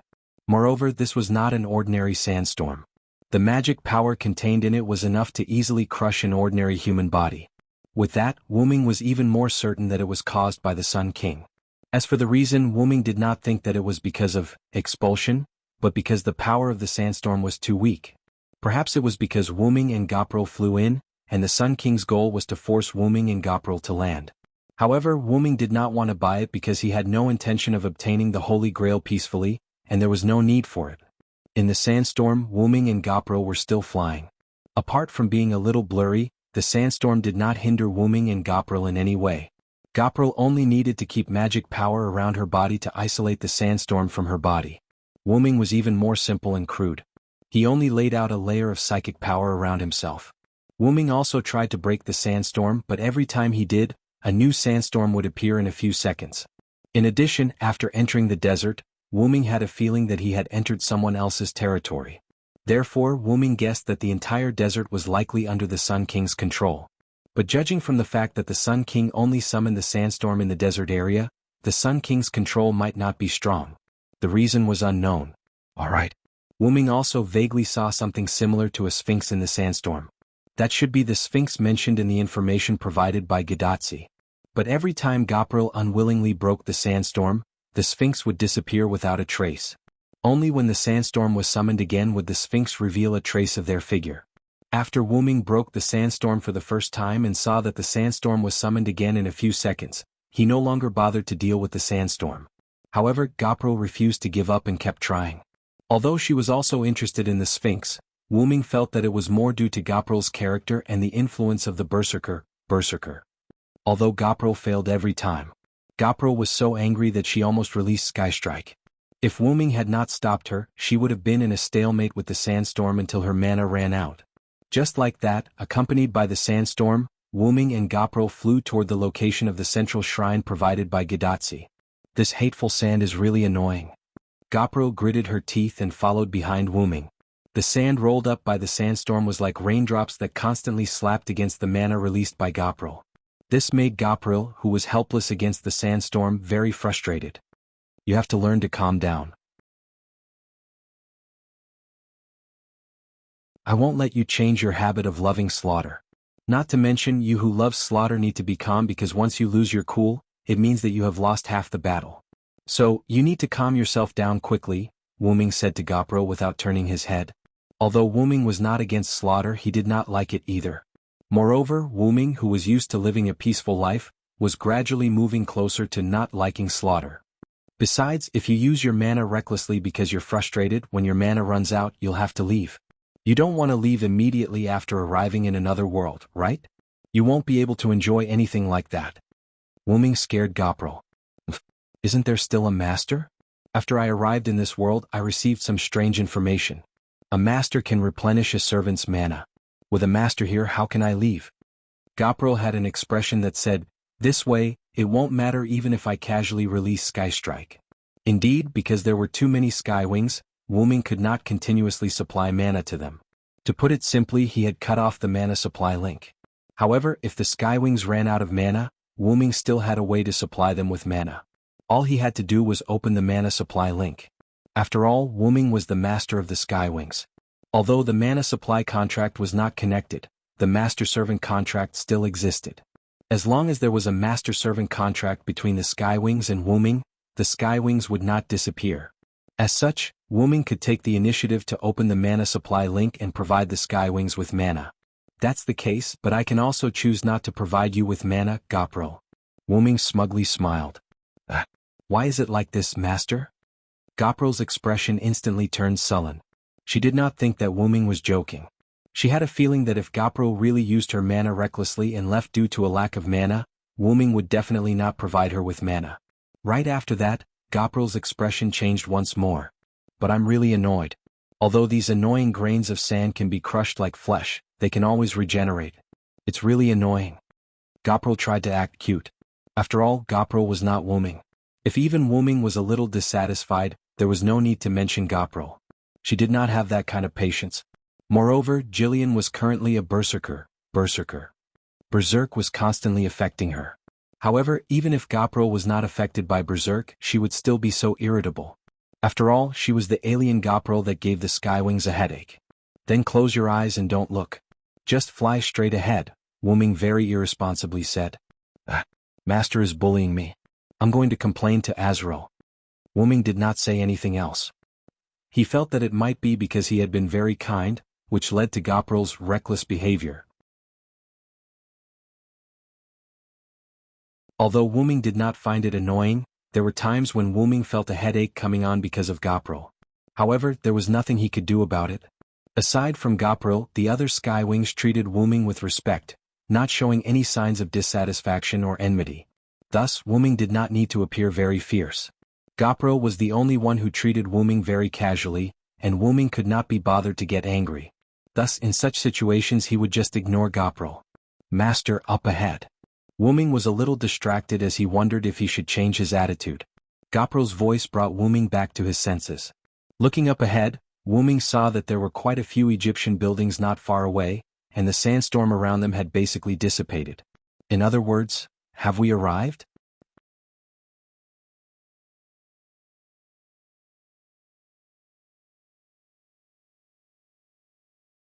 Chapter 706.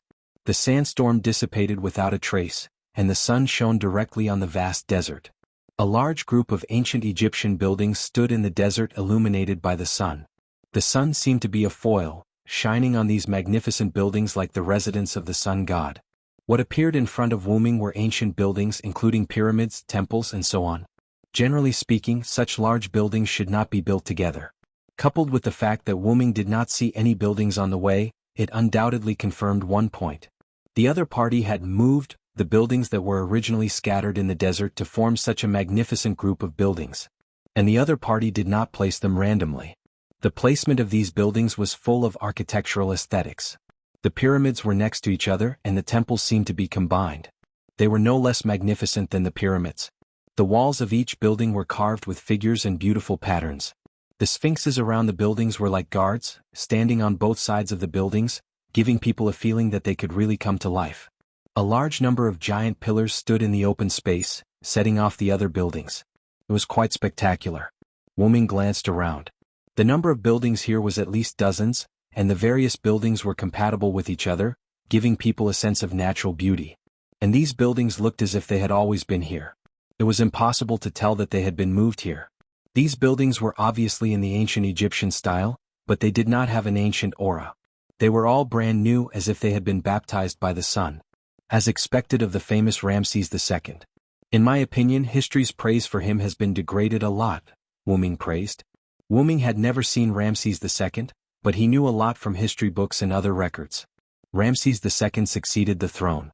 In order to consolidate Egypt, he sent troops abroad and carried out expeditions. And he fought intermittent wars with the empire that occupied Syria at that time, the Hittite Empire, for 16 years. At that time, the Hittites were not weak, because if they were weak they would not have been able to occupy most of the land in Syria. The geographical location of Syria at that time was quite controversial. Ancient Syria was located at the junction of Asia, Africa, and Europe. It was the central link of sea and land trade. However, the superior geographical location attracted the attention of the surrounding powers, and the ancient Egyptian kingdom was even more interested in it. However, since the Hittites were able to occupy most of Syria, their strength was needless to say. Ramses II, who was able to fight a war with the Hittites, was not weak in terms of military strength. After concluding a peace treaty with the Hittites, Ramses II used his own talent and communication to bring ancient Egypt to its peak. As a pharaoh, king of gods, he loved the people and the people loved him. After Ramses II died, people worshipped him as the incarnation of the sun god Ra. Although he claimed to be the incarnation of the sun god when he was alive. Although ancient Egypt immediately fell after his death, this did not hinder Ramses II's great achievements. In addition to these, Ramses II was also quite accomplished in the art of architecture. He had built many temples and rebuilt many of his predecessors' buildings, including temples, grottos, mausoleums, pyramids, sphinxes, and so on. He added bricks and tiles to those ancient buildings, making them more artistic. In the last 30 years of his life, Ramses II built a large number of shrines like crazy. Moreover, he arrogantly engraved his name on all the buildings of the previous generations that he had modified. What was even more serious was that he had randomly changed the monuments and portraits of people to his own, trying to claim the achievements of the previous generations of pharaohs as his own. Wu-Ming estimated that it was for these reasons that Ramses II could have such a magnificent complex of buildings. In short, Ramses II could be said to be one of the greatest pharaohs in the history of ancient Egypt. Suddenly, a man's wild laughter resounded over the entire shrine. "Ha, good, very good, Silver Knight, praise me to your heart's content, ha ha ha." The wild laughter continued, making people wonder how much air the man had in his lungs. "This laughter is probably Ramses II, Wu-Ming said to Gilio, who was flying beside him. Perhaps only Ramses II would laugh out loud after hearing Wu-Ming praise Ramses II. "Master, it seems that he's very arrogant." Gilio's eyes glowed red. "Calm down, Gilio." Wu-Ming pressed his hand, which was enchanted with magic, on Gilio's head and rubbed it a few times. "I know." Gilio, who had originally wanted to kill him, instantly calmed down. She hid behind Wu-Ming and tidied up her hair, which had become a chicken's nest. Even if she was a skywing, even if she was a weapon, Gilio was still a young girl. What a joke. Why would a skywing care about her appearance? The reason Gilio hid behind Wu-Ming was that when Wu-Ming rubbed Gilio's head, the magic power emitted from his hand hit Gilio's head. That hit was no less than if Wu-Ming had hit Gilio's head. As for why he didn't just knock her on the head, since there were outsiders present, he had to give Jillian some face. As for why Gilio hid behind Wu-Ming, it was because Gilio's body was slightly stronger. Wu-Ming had increased the output of magic power. Thus, Gilio had already suffered a slight concussion. Only at this level could Jillian's crazy mind calm down. After making Gilio behave, Wu-Ming looked at the shrine complex below. "Sun King, why don't you come out and welcome the guests?" Wu-Ming's voice was very soft, but because of the magic power, it could still spread throughout the shrine complex. The other party did not reply, but a few seconds later, a figure walked out from the entrance of the central shrine. Wu-Ming took a closer look and saw that it was a dark-skinned young girl. Her long hair reached the ground, and she wore gorgeous accessories on her head, body, and limbs. Her revealing Egyptian clothes could only cover her chest and lower body. She held a simple scepter with an eagle's head at the top. Please follow me. Lord Asmens is already waiting in the hall. You're tuning in to the Han Li's Wuxia Chronicles YouTube channel. We're so grateful for your support, and don't forget to subscribe to join us on this incredible journey through captivating stories.